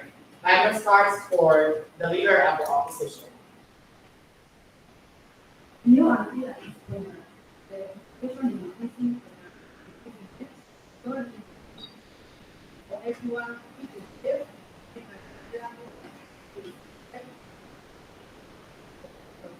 So in this case, when we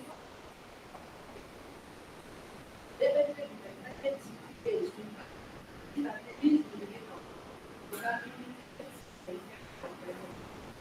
Once you get the environment, when the crops are getting, we also propose proper nutrient management. If you can see assistant education, the fertilizer or that water goes to the specific crops and the process. We also eliminate the issues of too much water that brings about the repairing the diseases. So, when you talk of too much rain, the irrigation you can also, if you have a big farm, you can spread the farm and just put a small area. Just to have sustainability of crop productivity within the Information, for information, gather time. Still, government proposes something for export level, and even the point of that's the local level. So, what's your think? as the farm of agriculture, What government is proposing is they look at the comparative advantage of our country towards export and what we can produce as a country with our products. And now it is look at only the micro. before we talk of exporting food, we need to see that you cannot think of the labor before you do the stomach. That is the reason. So,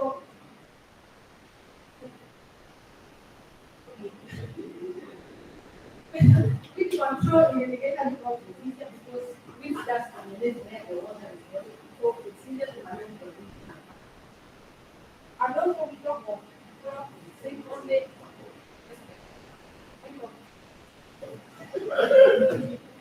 When you use crop synchronous, you are able to plant crops when they are in automatic manner. You plant a big crop plant, and after that you can bring another one for 4 months. Within a year you have okay, you can synchronize. What information for the countries?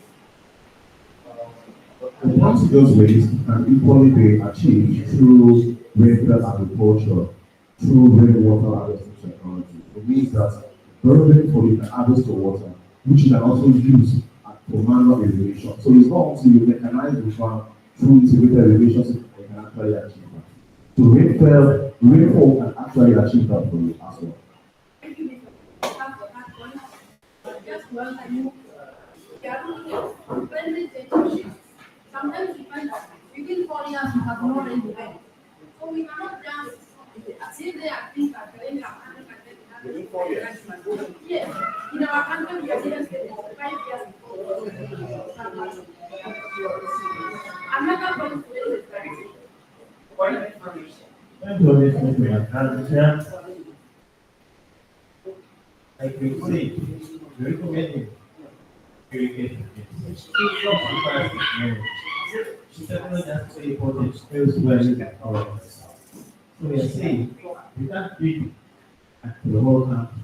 We are not prioritize for certain crops and certain farmers so that we scale it slowly, others will do it. Because according to government budget, that's what we can manage. And the design everyone can kind of go. Meanwhile, they are doing their own agriculture and we have a policy, but going forward, the fiscal planning policy, each house will have a harvesting system. my point is that this country, we have several areas which are, we have very more system, and others have one system. So for those who have one system, the county government is already preparing to harvest the round of water. And this round of water can be directed to the farm, to have a small farmers. But for those people who are in the rural areas, we get housing. We encourage them to greenhouse and capture the modify the environment and the natural process.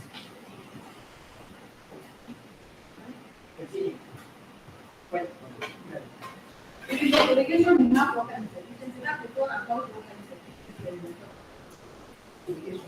So you can use less amount of water for high production. Less water.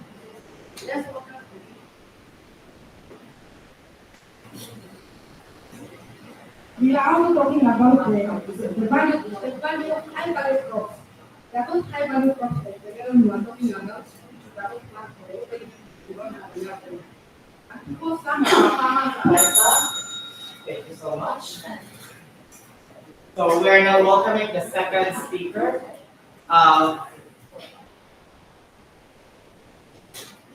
The second speaker of the affirmative side. Good afternoon, everyone. Thank you, my friend Tui from Nigeria. You have opened my eyes to the show that the rain-fed irrigation source are more important to us than opposition parties. So I would like to stress on few points. Firstly, that is in addition to what my friend has already talked. So the first one is all the cost. Rainfed is very pure input compared to the farmers, where farmers have invested so much on irrigation, constructing irrigation channel, for having bath, to board the home, etc. Then the other point is environmental rainfed water has very environmental sustainability, reducing the pressure on the water resources and avoid energy consumption by using so many things to as compared to the irrigation system. The other one is even the rainfed irrigation crop has a crop diversity important that can be done according to the local climate and social conditions. And the other one we have is the less vulnerable water scarcity. Wherever there is water scarcity, it can be utilized for area. The water not being used underused. The other one, and the last important one I have here is the risk of waterlogging sanitation. There is also what over-irrigation can lead to if we use the irrigation system, then there will be water irrigation, overflowing of water. So there will be waterlogging and sanitation. Over the years over time.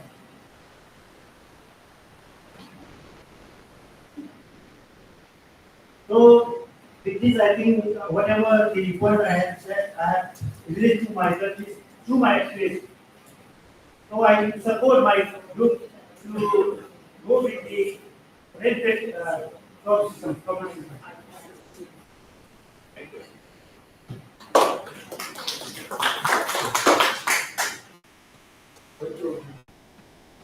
All right, there's no point of information because you have to send your point of information. 39 seconds, okay, point of information, go on. Distinguished speaker and distinguished members of parliament today, we stand to refute the points that have been raised by the government on a number of issues which I will take on line by line. First, I wish to inform us government knows that small-scale farmers actually attribute to 90% of all agricultural produce that the country either consumes or even exports. So if you say rain-fed agriculture is the best way to do it, what happens during the other period to your agricultural productivity? Because you will say that during that period there will be no active productivity happening. So even looking at the climatic times right now, the research that you mentioned is actually historical and does not speak to the current evidence because globally, many places are actually experiencing droughts. Yeah? Places that had normal to above normal rainfall are not having adequate rainfall. So we don't know how that speaks to your current research around having rain-fed over irrigation. You mentioned about water harvesting. You say you are going to harvest. Am I protected? You mentioned about rain harvesting. When you harvest right then, are you telling us as opposition members that you'll be using manual buckets to actually water your field? How much do you harvest from your field using water buckets? When you harvest your rain, this is where irrigation equipment comes in, so that you'll be able to roll out that water and increase your productivity from the harvested rain. So we stand to refute most of the points that have been raised by government in this aspect and believe that irrigation equipment is the way to go in terms of increasing productivity, even in the midst of climatic changes, as well as having surplus during times that rainfall. We believe that this will actually add to the GDP of our country through continued and sustained productivity by resting my case.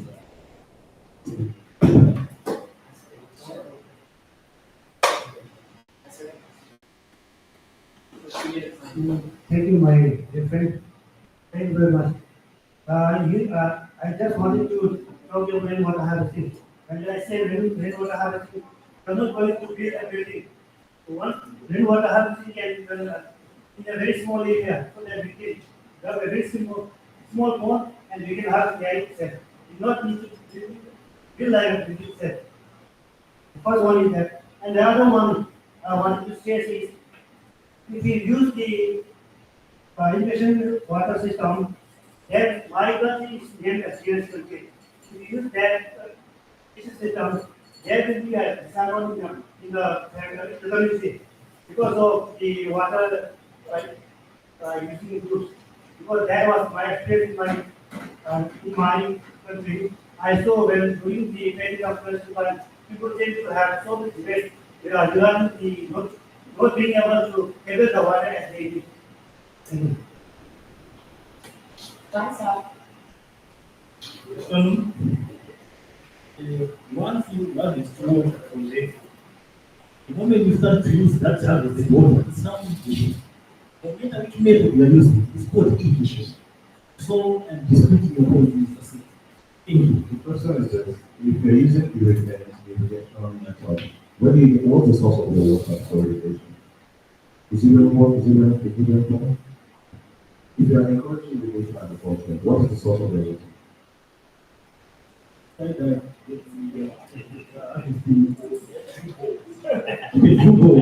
Huh? You drew on? Beautiful. So is that environmental friendly? What? Is that environmental friendly? Yes, I'm asking you, you said you drew boreholes, right? For your source of the water. And I asked you, is it environmental friendly? Is that the best environmental practices? Anything? Yeah, that makes sense.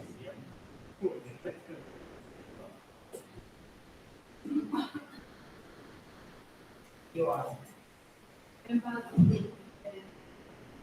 would like to say that farmers are in down situation. It's a farmer who are able to bring about. Others are waiting for that lady which comes once in a year, and they are able to have it to sustain their productivity for the next 3 years, depending on the trade of their. So the county government is encouraging farmers to harvest rainwater, which more funds to sustain them for the next. Rainwater. It is rainwater, but if you don't have that rainwater, you use Rainwater. Rainwater. Emphasis on rainwater. I don't dispute. Not irrigation water. My point Rainwater. is, it's rainwater. But if you don't have a state, you cannot use it. Where's the source of the water you're using for irrigation? From the rain. So why not allow the rain to do its work? The rain and for a farmer, let me just please let me just. Because government here,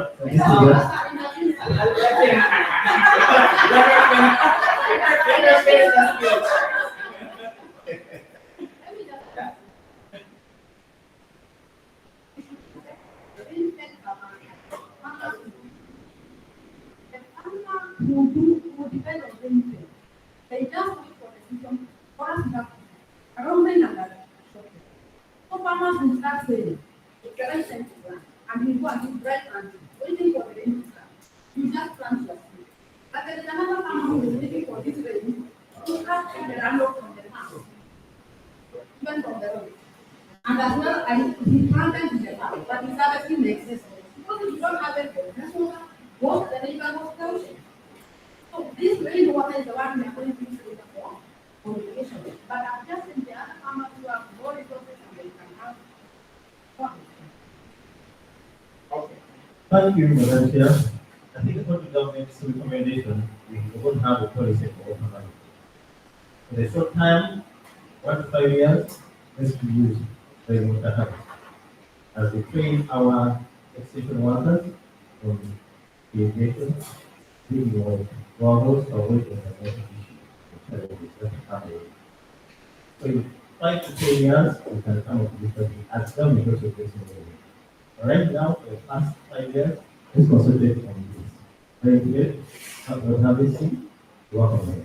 If you look also on our staple food in this country, we don't need rain because it's not viable. We need water to grow as food for them. And it's a recipe like an export plant. So which comes first? Operation at home or what are the views we are looking at? Let's first look at what we have at home, what is our comparative advantage, and we use the what we do. Thank you. Thank you for the information. We are, as position members, quite saddened that the government will depend on real estate agriculture in light of calamities. We believe that rain is not the only source of water. We have an abundance of rivers. If you look at where we come from, we've actually about 40% of river sources, rivers do all over, on which most of the farmers subsist for their water. And we actually say that rain is actually supplemental. We believe that even as the national policy, it is the responsibility of the government to look at aspects of irrigation development for small, medium, and even commercial farmers. Because at the end of this call, as you mentioned, the distinguished members of parliament, is that small-scale farmers actually afford or attribute 90% of the food security of the country. So even as government now, we need to actually look at these small-scale farmers. How are we going to help them? How are we going to sustain them so that they increase productivity? So in that regard, once again, distinguished members of parliament, we want to once again say that irrigation development and irrigation farming is the way to go, because whether climate affects us or not, we will know that we still maintain agricultural productivity. Please have me to say. Thank you. Thank you, Honorable Chair. We recently discussed the budget development of the next financial year, and we looked at the prioritization for wages, income investment. Which budget can we put in segregation now? So what we are proposing is just a 5-year plan, which in the long term we can implement in the But for the next 5 years, we can't do that in our way. Okay. We appreciate the solution. It's okay. But in the next 5 years, we can't do that in our way. Because you see the budget cannot take this. Thank you. To reporters, what my colleague said, using Africa as an example, majority of farmers in Africa, majority of them, majority of the food produced in Africa depends on small scale farming, not in large scale farming. Because most of the time, the large scale farmers end up processing the food, not selling the raw food itself. Just like the company planting leaves for cereals. It's not only producing it so that I can sell locally to the people. So in situations like that, the small scale farmer that is just trying to feed himself and make small money, he's not thinking about irrigation. Not thinking about irrigation does not even come to his mind. He waits for the rain falls. He harvests it maybe in a brief drum. He needs to work his plant.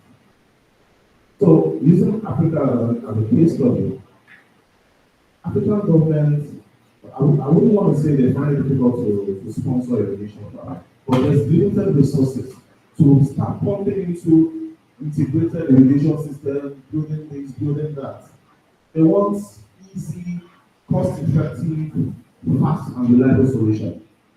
And we all know that the most reliable is still rainfall. Using Africa as a case study, we already know the season for rain. So you plant in that season.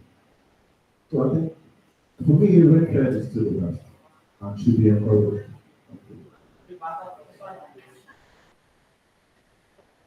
Last rebuttal.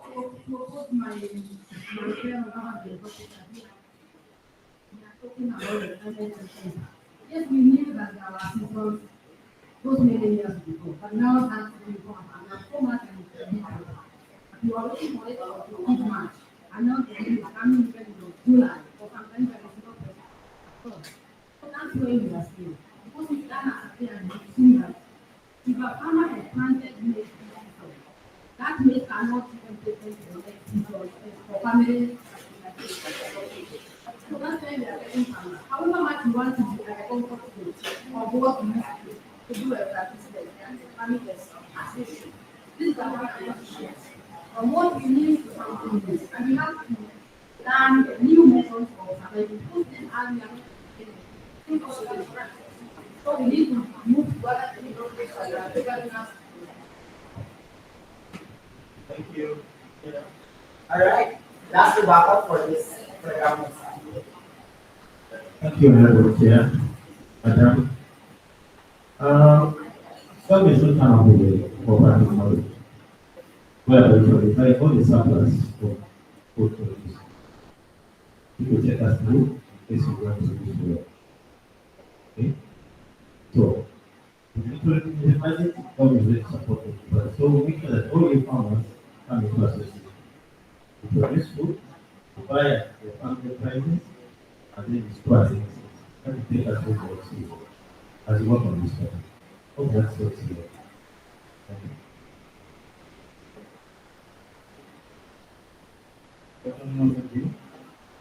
I'm proposing the issue of linkage to farming. You know that using rainfall can go for 2 weeks in last week. The possibility of reaching the surface animal. How do you do that? If you can't control rainfall, for the 2 weeks. So it's a disadvantage to the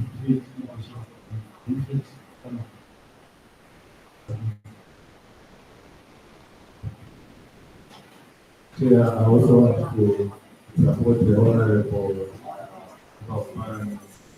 statement on that it would be actually more costly for government to rely on rainfall because the cost of the environment is actually high. With every soil erosion and impact on the environment, it's an added cost in terms of replenishing back that environment. So what should each government, as we work together for national development, that let's consider tested, tried innovation around ensuring that we are not only producing using our agricultural productivity, but we're also looking at something around the environment because the future is green. So we also need to work in that direction in ensuring that whatever we do it in a sustainable way and bearing in mind the effect on our environment. As we conclude our condition members, this is our appeal to government based on evidences that we have quoted before you. This appeal to honorable. All right, that's the end of the rebuttal. So we will proceed now to the second speaker of the opposition side. So the second speaker of the opposition side, you have 3 minutes. Okay.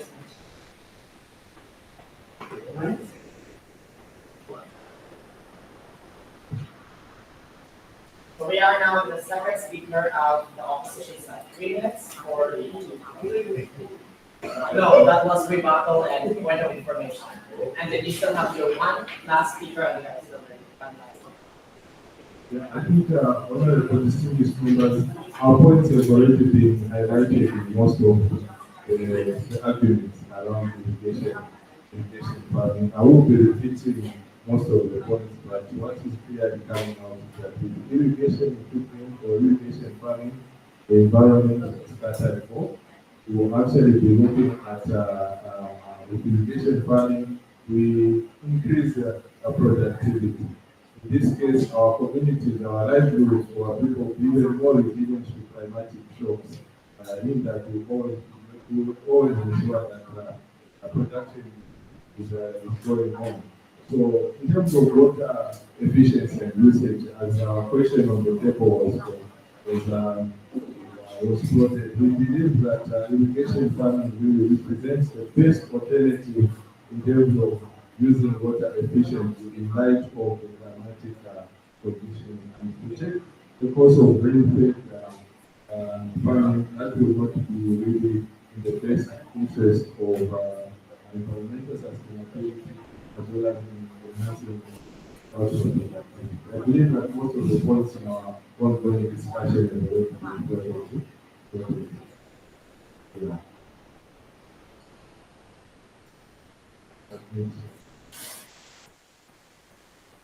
Alright, thank you so much. Now there's no further information, so we will proceed to the third and the last speaker out of the government side.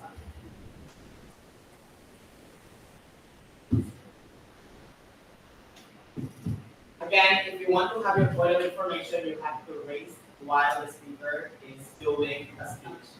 Otherwise, your point of information will not be considered. Thank you. Since your objective of applying artificial intelligence systems and our using or utilizing waste in our farming, then we should the method or the way which is cost effective and rain-fed farming is more cost effective than irrigation farming system. Applying rain-fed farming is like taking the iron. So farming, I mean, farming when it's in season, uh, helps you to increase your production free of cost. So, rain-fed water can be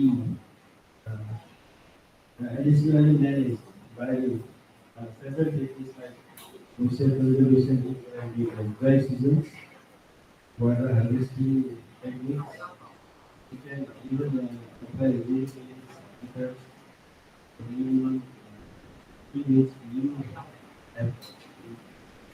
You can save your money for doing minimal changes. You can apply one method. Then Point of information. let's see, you say rain-fed farming can be managed. How do you manage rainfall? Takes 2 weeks. Rain has to. How else do you manage? It can be managed. How do you manage it? Yeah, it can be managed by water harvesting, and you can store that water in water reservoir. It can be doing that kind of system. Yes. When the rains come for over 2 weeks, the rain comes to disaster. That's it. And we have a department for disaster management to try and find this for people who are to those networks, you can be able to see it after voting and submit to the report. So that's the longer rain now. So we disaster. Okay. Very fine. I'm not saying rain will flash. I'm saying 2 weeks. So less 2 weeks. It's available, it's no longer available. But it's it's an environmental issue which is a disaster. So not important. We are calling it a disaster. It's rainfall, and we have it in department, disaster management. Because it's saying it's already. You need to realize something. Even your system participates still will not work if you have that system to the trade. So you shouldn't consider green energy. It's a tsunami. Trust me. Because both your irrigation system, both the rainfall system, none is going to work at that point. So it's a national disaster. At that point, you're not thinking about VFL or irrigation, you're thinking about saving lives on property at that point. So that is out of context. Sorry, it's out of context.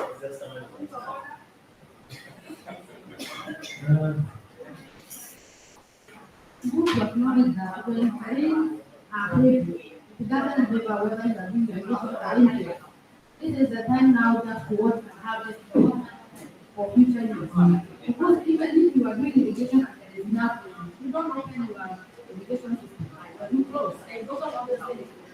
During the rain, everybody can use the rain. But when there is no rain, there is nothing to do. And then for those people who do irrigation, marry access is easier for their product. Because not everybody can. Actually, irrigation might be it's not sustaining, but for those who are adopted and the ones who are animal, small by small things, you can never be like but definitely we still have to You said something about irrigation market produce has access to right to if you do your cropping when it is dry. Because not every farmer is good, especially marketing. In fact, we have marketing in the farm. Because not everybody is good. Can you give us a typical example of what you're talking about? The practicability of it. What I want to imply is that if you are growing green vegetables, your place is to plant green vegetables. And there is too much of everybody that is planting green vegetables.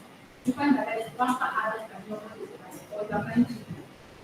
If it's only one farmer, if it's only one farmer who is commanding the supply, so everybody is coming to the farm. I understand you, but we're both Africans, and we have this belief. I don't know about your country, but I believe it's generic in Africa. We have this belief that when rain doesn't fall on a mango or on your orange or on your banana, it can't succeed.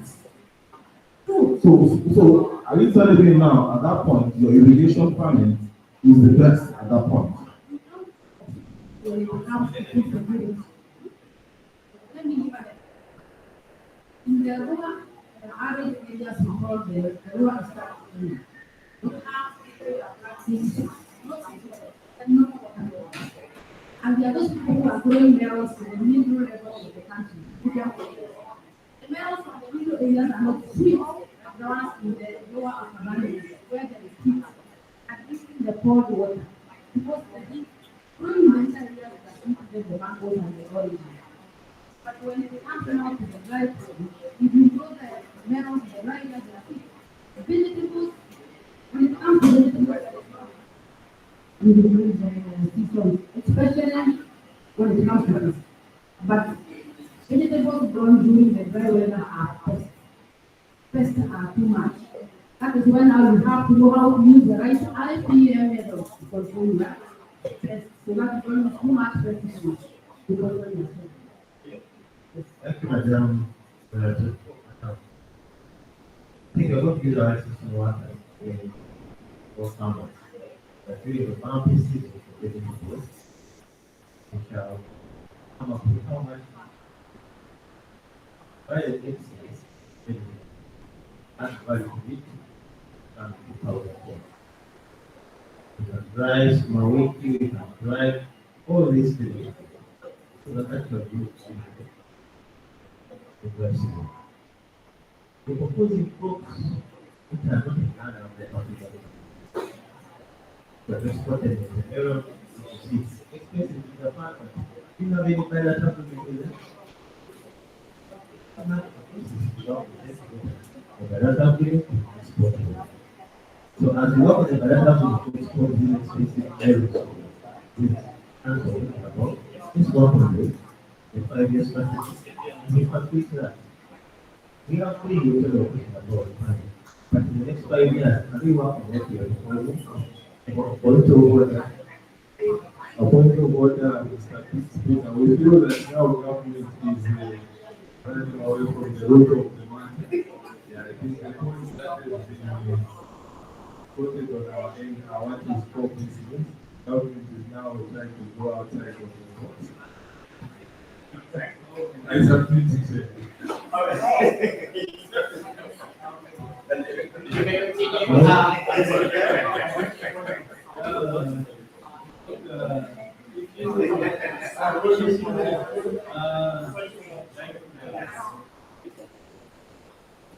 This is now the best. This is now close.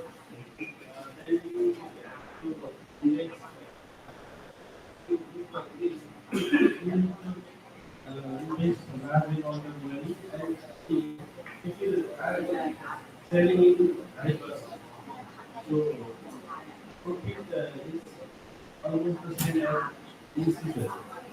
But well, so now I continue my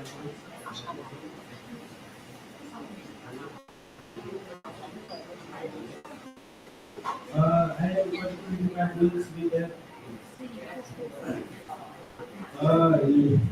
We should use the red.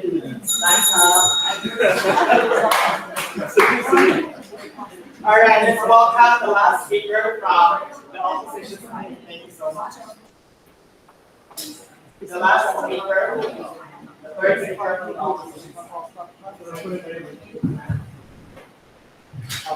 On top of what we analytics, I just expected that way. So if you choose rent cross or you choose EV-based farming, what is analytics? So I believe the coverage, overall coverage is something like what we are looking for. So in support of what the group or is debating, I believe that therefore it's just one factor of the coverage. And so what brings us to here in Thailand, I believe that's because of climate change. And what we do in the past, I believe, is what is the group three is supporting. So we communicate based on the nature. And what we are learning from this goal is for group of debate session. And to support this, Yeah, we are very aware why we came here. We are learning new technology, but before we implement in our country, we must align this technology to our resources. So if you just implement the thing just now, there's no rush into it. This must learn the technology, go home, align it to what resources we have, train our staff, before we adapt anything else. That's why we propose next 5 years to keep the then after training our staff and aligning our resources to the new technology, we can adapt that.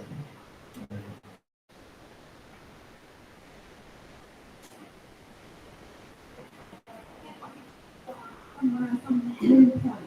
We might be very funny or what the difference. What is the technology point?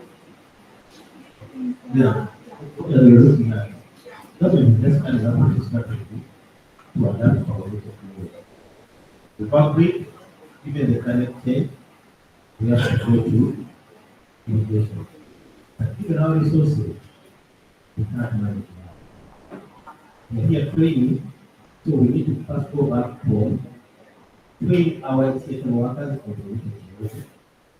Also look at our resources, align it to the new technology, then come up with strategy to implement it. That's what we're asking for 5 years right now. We still keep it where we go. as we attract from technology. That's the reason. That might be the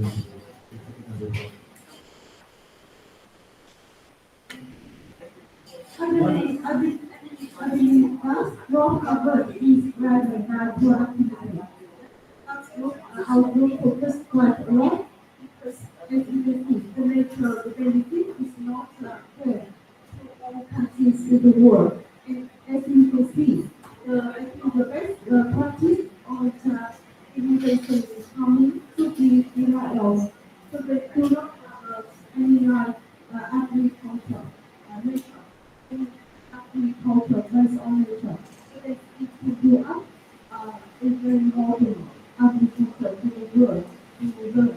And in this period, climate change is increasing. Clearly, the population is increasing, yeah? And we don't have enough people.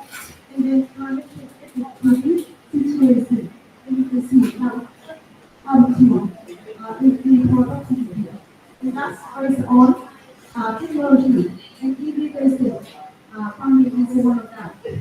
Even when we have, sorry, so, even when we have a lot of rainfall, we have problem with the loss. And when we have less, we have a problem too. And then we have enough water. We still have problem, you know? But if we don't use enough water for one time, or trees or plants, then we don't have productivity. Yeah, we are doing all this for that. Look at our agriculture. Don't have plants anymore. The what we have to pay teacher, we have to pay drinking water. You know, we are not paying anything. So we feed our people, feed the farm. We're not paying. So that's what I ask you. Can we accept the security after 5 years? It's a education problem. Because our kids are fast working now. So we have to change everything. That's why we came here. But it's not about it now.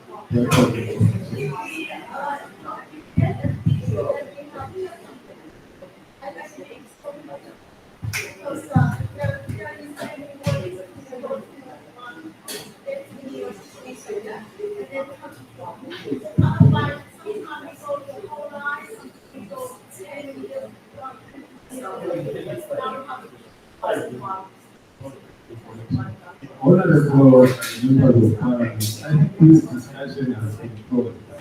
Government has acknowledged the superiority of education in parliament, and they are saying now, no, we need to train our extension workers, budget and so forth. So we've actually acknowledged education goes over the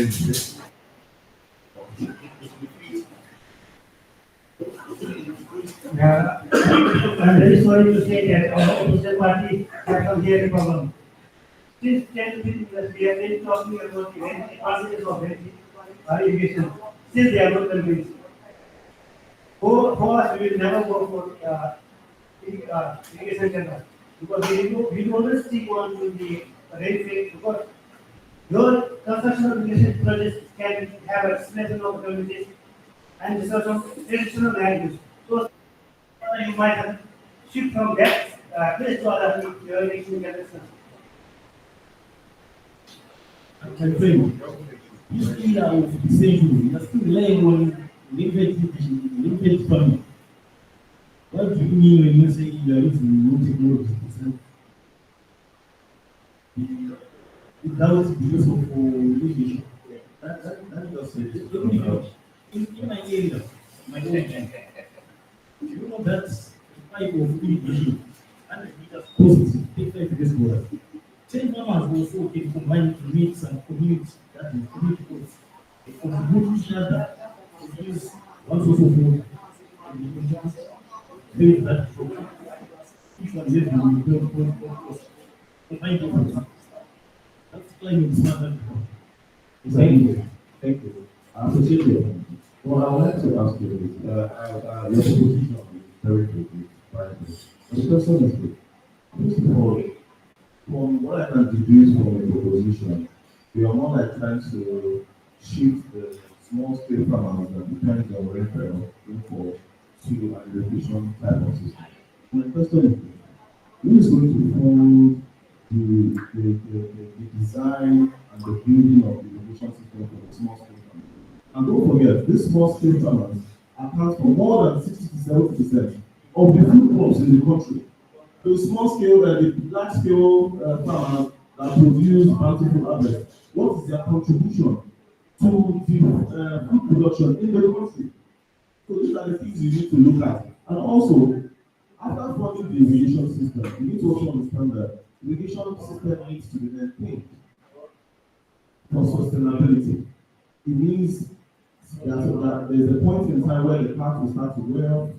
So who is going to keep repairing and maintaining for all those small scale farmers? A farmer that might even be able to get enough yield from his crop, you now want to start funding, repairing, maintaining, and doing all this. So please, let's be realistic. This will not work. That is the truth. For large scale farmers, well, they can try if they have the money, unless you are willing to break the funds. Alright. Answer and then no more rebuttals because that is the side of the speech of the opposition. Honorable Member, I think the government is trying to reach what the farmers are proposing. Because farmers have also seen the importance of this irrigation levels. Remember, we say farmers are different levels. And whoever is going to find the government will work with us. So we are going to say this policy for the speaker that this will be continued. Okay,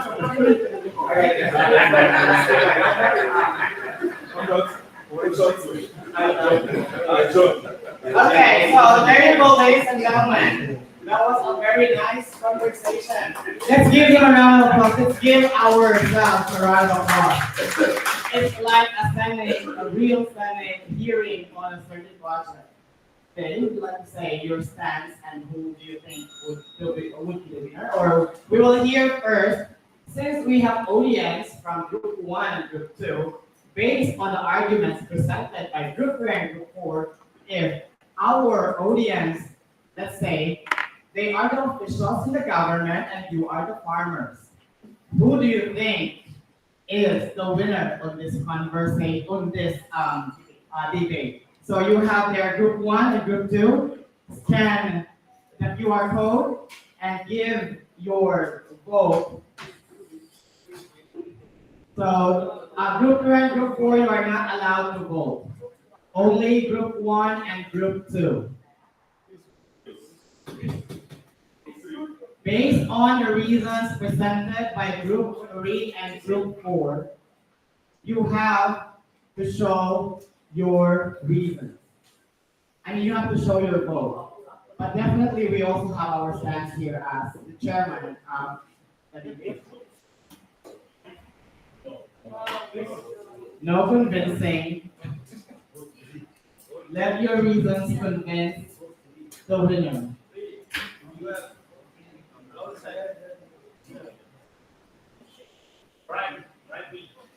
Other members, because we could see that others did not. Others abstain. No abstaining.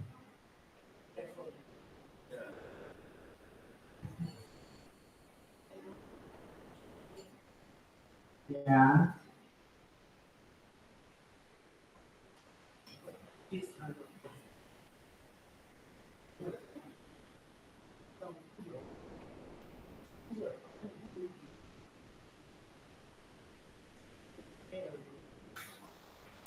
Okay.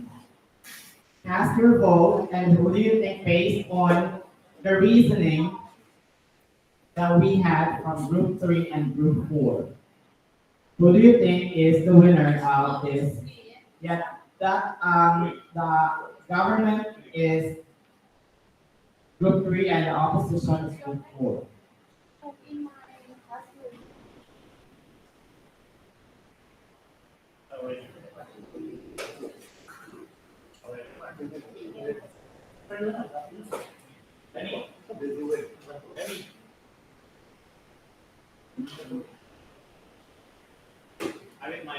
Before the chairman will say their stance.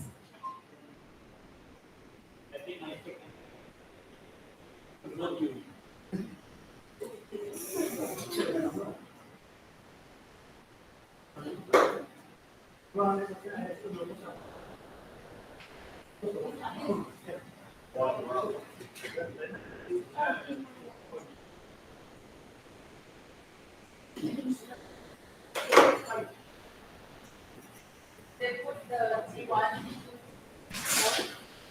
No, only three and four that are being voted based on the audience. But we will say the last verdict from the chairman of the debate.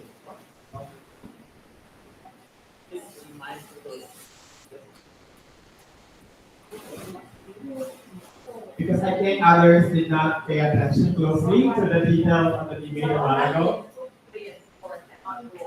Yes, group 1 and 2. Yeah. So you know who that makes today really fair. It can be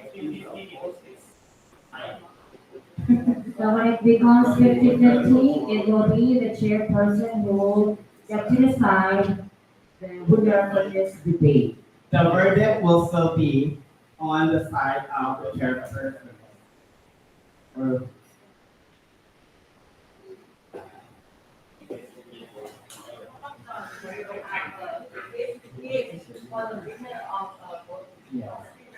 all right.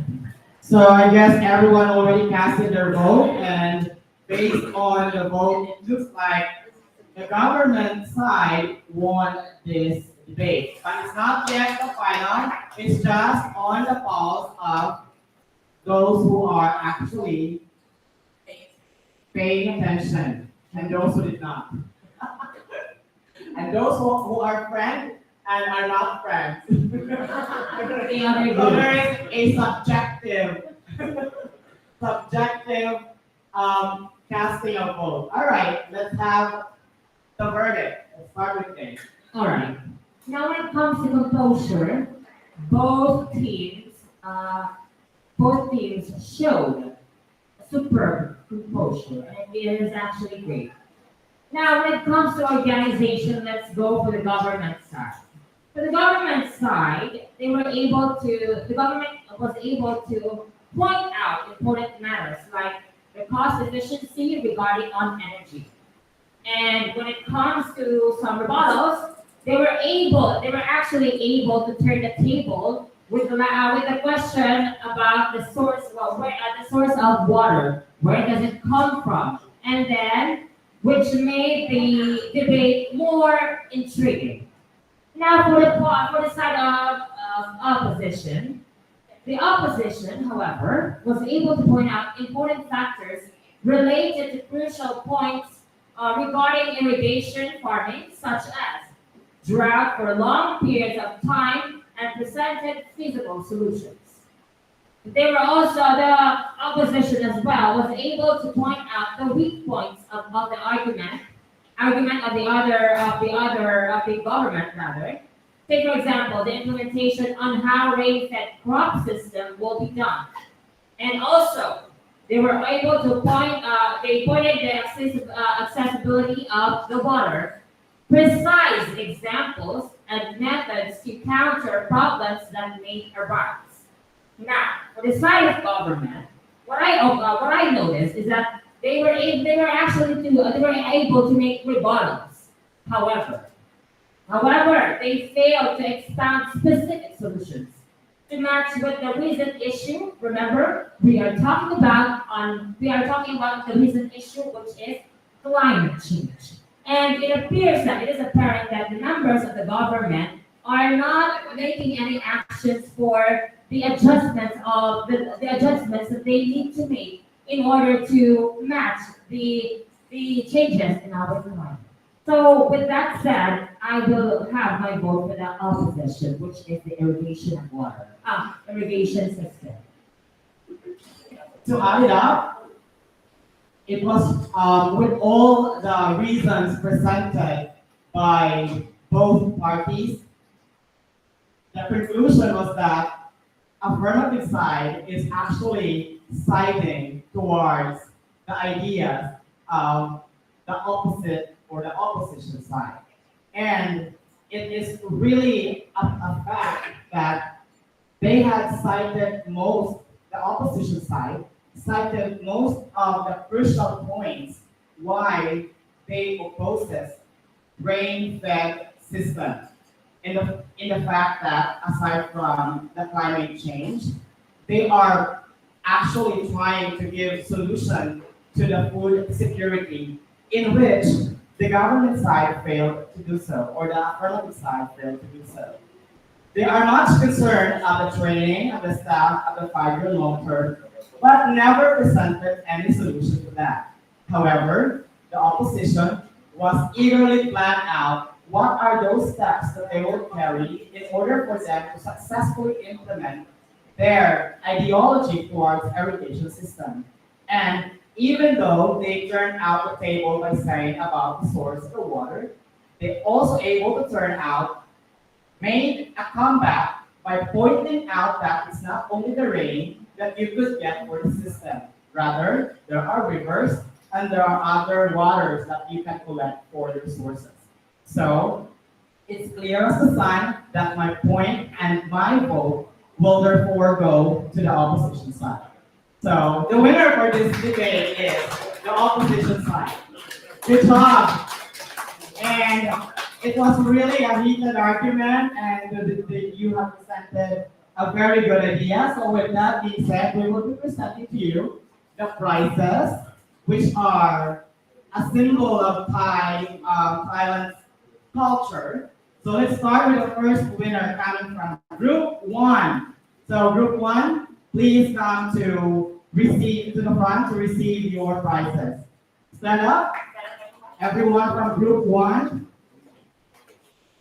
Don't worry, there is still Kahoot, and there is another activity coming after this. So we will give you another activity. All right, there you go. Congratulations, Group 1, for winning the first round of debate. So you will be receiving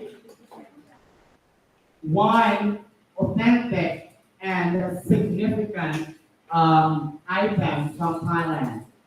And for the second round, we're requesting Group 4 to come on the stage to receive your prize. Points here. Congratulations. Congratulations. All against the odds. Yeah. Okay, there you go, ladies and gentlemen, the winners for the debate. And I would like to award the best speaker for this event competition. And the best speaker goes to Mr. Tunde of Nigeria. So please receive your award. I give you the elephant.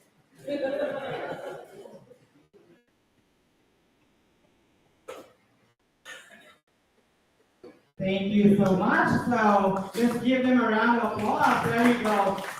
Now you have the convincing power to be able to propose a project and let your farmers be convinced on the steps that you are going to do.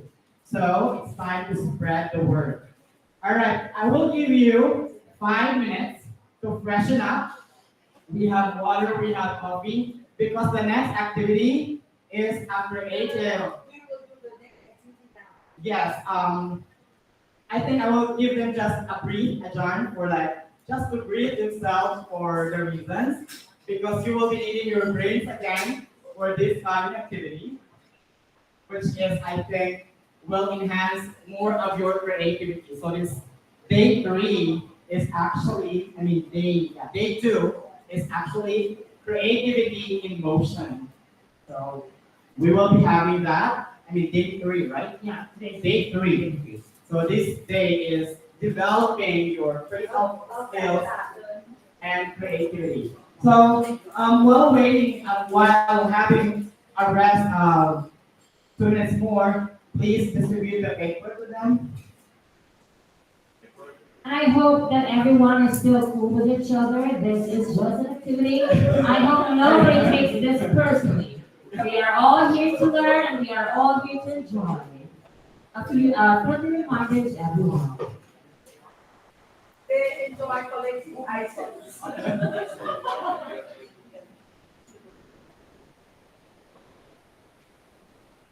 You can drink water just to, freshen up your mental activity.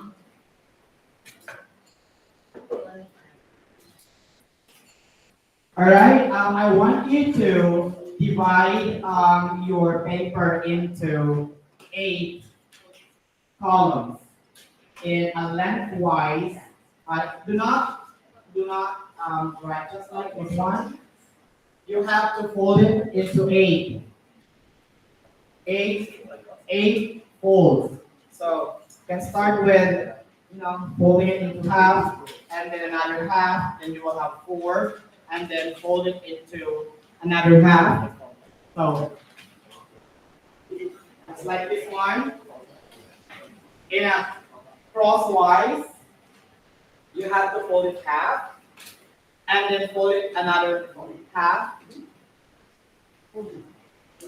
until you have 8 crests on your paper.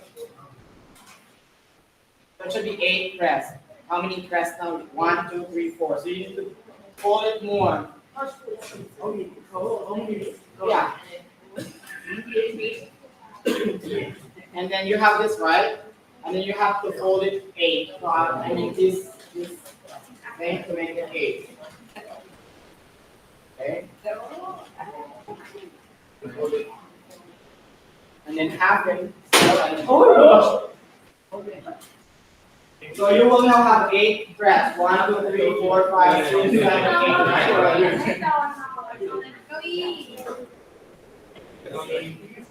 So you will have 8 small crests, right? From half, you fold it half, and then the last fold will be like this.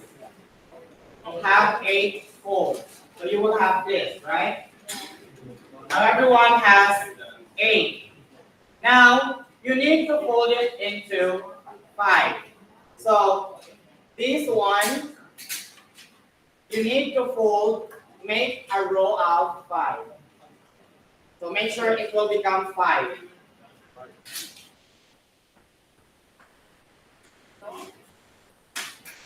Yes.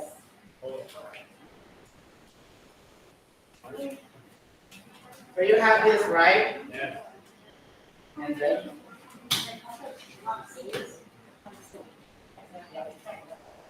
you have to make 5 equal.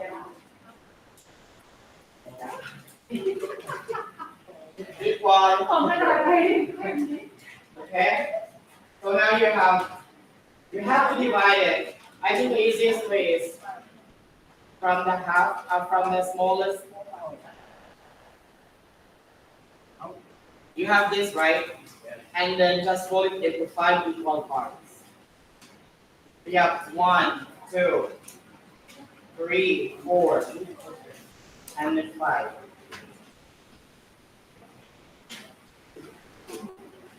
So make it 5. Make it very visible that you have 40 squares, small squares. Are you curious what we're going to do?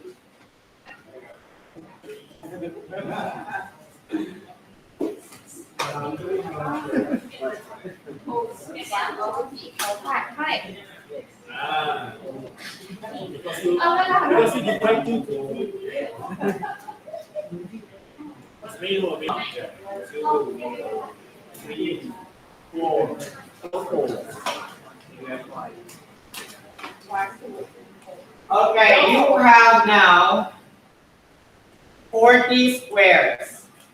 Next.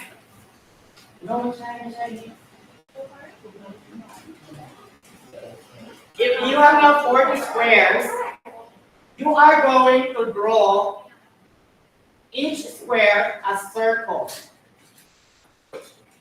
So start drawing 40 circles before I will give the final task, which is assigned. So make now 40 circles. Oh, yeah.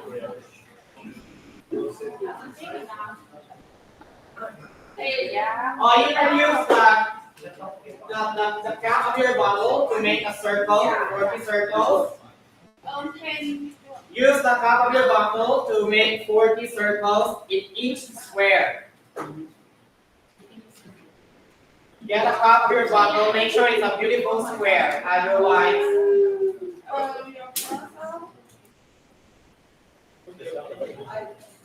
Yes, so you have 40 squares, 40 squares and 40 circles. Make sure that your circles are big enough. Big enough. That's why I'm asking you to use a cup of your bottle to make it the same.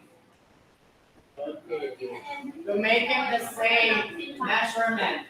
Otherwise, you will have difficult time making the activity. So I suggest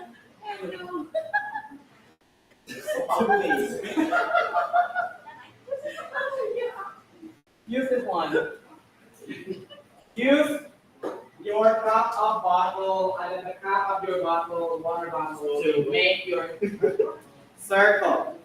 Make sure it's big enough to accommodate something. Are you curious of what you're going to do?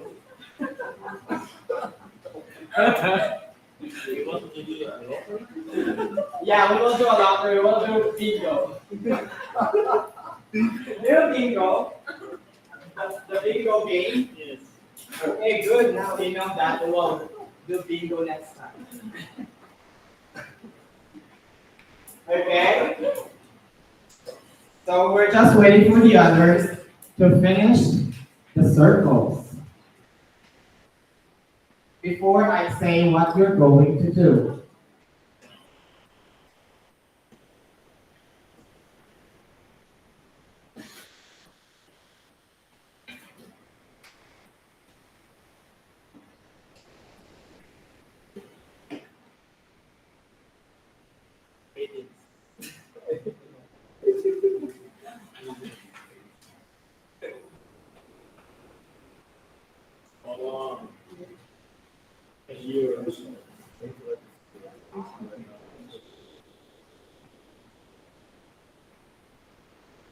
Okay, if everyone is finished, then we can start the activity.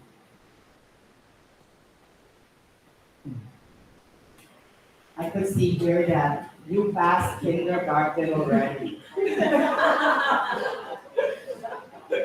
Congratulations, children. Now you will go to grade 1. You know already how to draw a circle.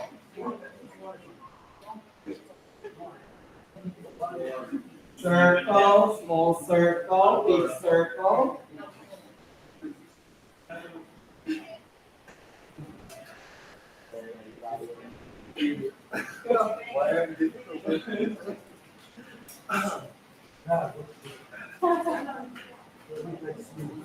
Okay, I can see others who are fast in drawing circles.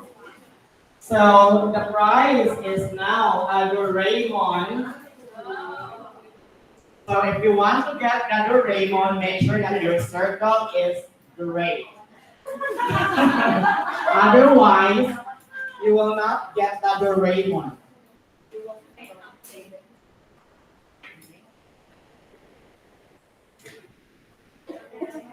You will have a lot of items. And the last prize would be the TV. Don't ask how you are going to bring it to your country because it's not anymore our problem. You only have that TV and it's your problem to bring it how you're going to bring it from the lab.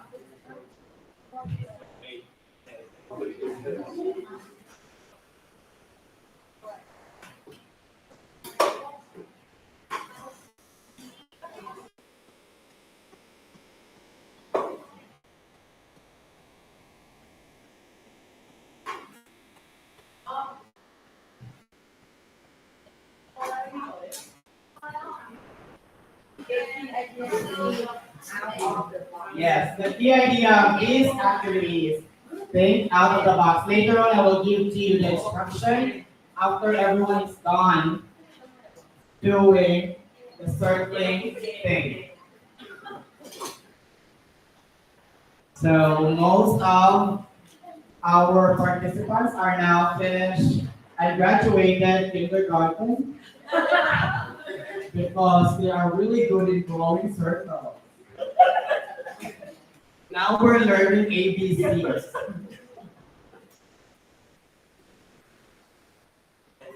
Everyone is in, so I can see some of you enthusiastic, drawing the circles perfectly. It seems that they really wanna get the prize, the Raymond, the plus.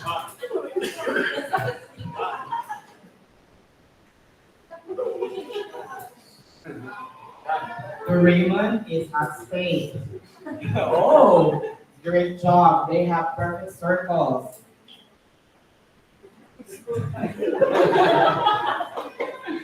Okay, we're just waiting for the audience to finish rolling the circle. Yeah, and then this one are perfect, and then she got tired. Yeah, Toy is so enthusiastic. Rolling the circles. Perfectly. Show me your circle. Are these eggs?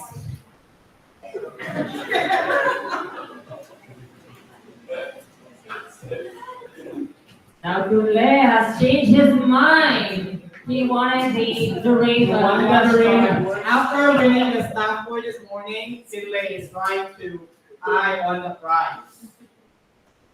Okay, then group 1 is gone. Group 2 is gone.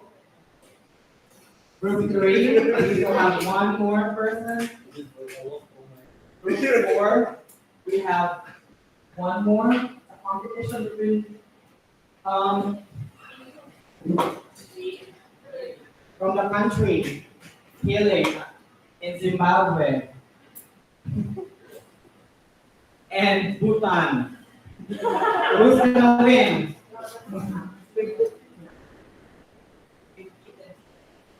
Okay, timer set for 3 minutes. You have 40 circles. Let's wait until these two competitive representatives from 2 different continents are actually competing for circles.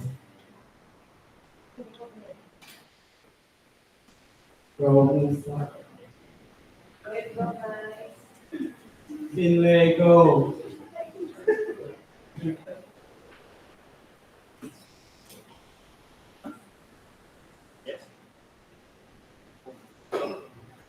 Circle, circle. Okay, almost done.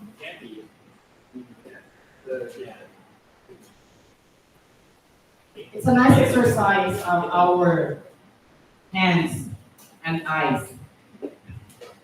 After the brain, now your hands and your eyes. After your hands and your eyes, we will go back to your brain, which is the very essence of this activity. Okay, almost there. Only few circles that they are drawing. To give everyone the same time to draw the circle. Okay, looks like group 4 is almost done.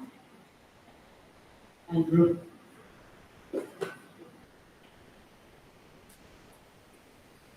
2 more circles. And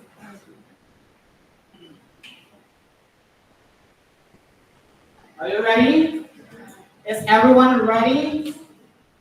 Okay, here's what you are going to do. The concept of this activity is think outside the box.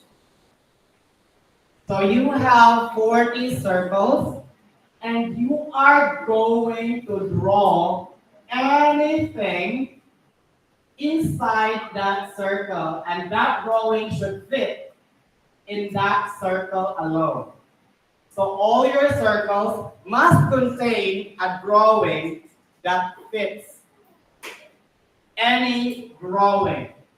So you have 40 circles, make 40 drawings with that circle in 3 minutes. Timer starts. Anything. Timer starts now. Anything. That's why think outside the box. Anything, but it should be different. Yes. Not the same. Not the same. It should be different. Because thinking outside the box is giving different ideas outside from your comfort zones. So that means you have to share a different perspective from the previous one that you did, and it should fit into your circle.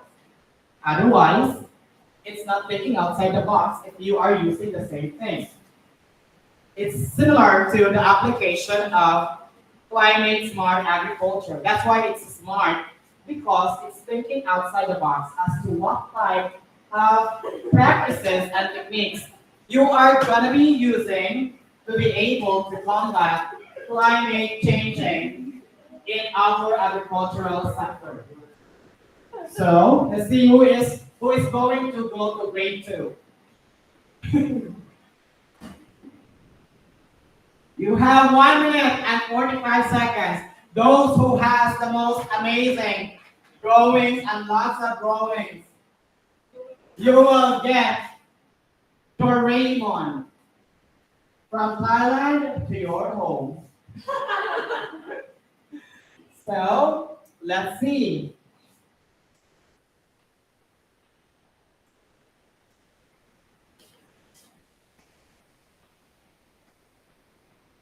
Everyone is so serious, identifying what to draw.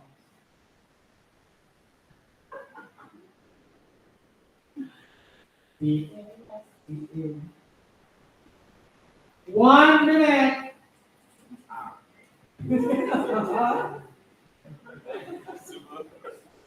50 seconds remaining. Real.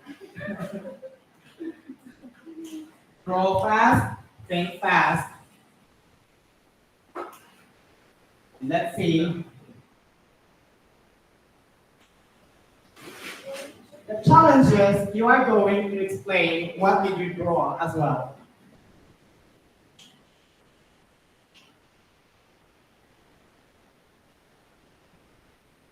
A drawing. Okay, drawing. Making a drawing on the circle. 15 seconds. 10, 9, 8, 7, 6, 5, 4, 3, 2, 1. Time's up. Alright, stop drawing. Put your pens down. Okay. Who got 40 drawings? Okay, Moko. Okay, they're also Nepal. It's a legend. Alright, Ethiopia, Nepal. Will you please stand up and show your drawing? And let's judge if it's a drawing or it's a symbol. Maybe you wrote down. Let's see.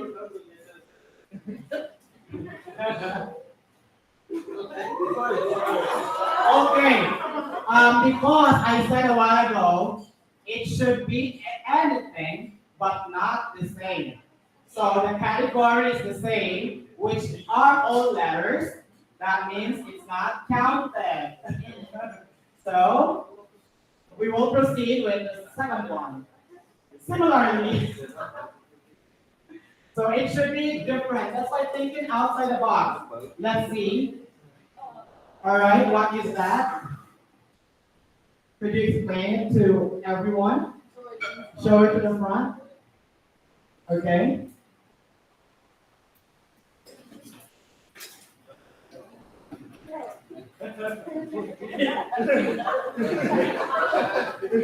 You cannot explain it.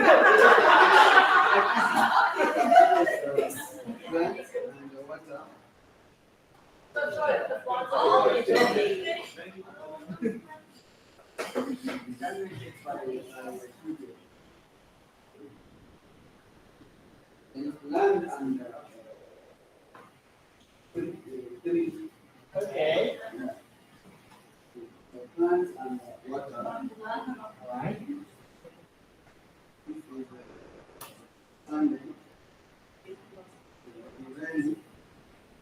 All right. So three is counted. This is the three. A tree. This is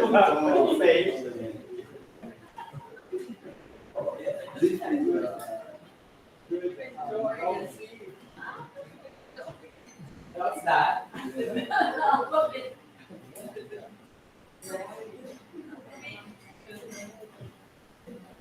this is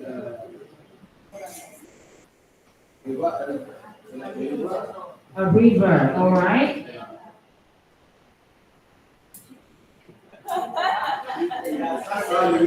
Okay. And then, what about this one?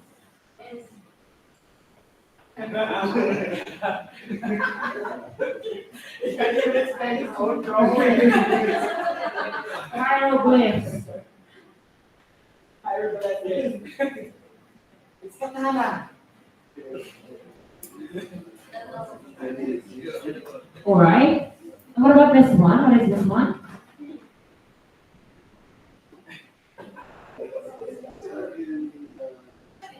Picture in. Okay. It looks like a heel for me. A footwear. Very easy. Okay, a root. Okay, a twisted root. All right.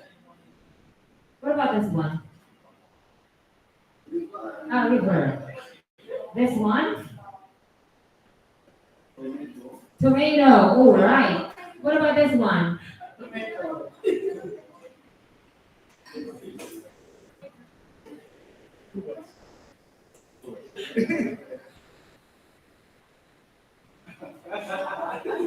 can do it. Let's see. Okay. Okay. Thank you so much. Thank you so much for your effort. How about I can sing one also. A unique one, right? A unique one. Whose word? I think from Indonesia. Okay. All right. You hold the microphone and I'm hold this way. From this one, it's a tree. Yeah. Trees. It's the moon. It's the animals like tiger, a car, it's a sunflower. Okay. It's a man. All right. It's a bicycle. It's a train. W. A wheel. yes, wheels. The propeller. Okay. Waves. All right. Wood. Okay. Banana. Apples. Grapes. Phone. Iron. Okay. Shoes. Gloves. Refrigerator. Okay. Laptop. LED screen. Okay. All right. I think so far 24. How many? Yes, 24. 24 unique drawings. Mm-hmm. Who has more than 24? What's more than 24? Unique drawings. Thank you so much. So far, Indonesia. Anyone else? I cannot accept you because you are drawing. I'm already time's up. Okay, I think the winner is Indonesia. Why are you? Congratulations. Congratulations. You will be receiving plush toy plush toy. Okay, The regular plush toy. Congratulations. Congratulations. all right, so this time we will have a Kahoot quiz. So with all the lectures that Professor Malika said and given to everybody. John is still eager to learn for the third time, and the other are still trying to beat the record. So we have Kahoot, and please be ready. Make sure that your connections are stable. All right. Definitely, everyone. I mean, the winner will be receiving. The top one will receive Another another prize.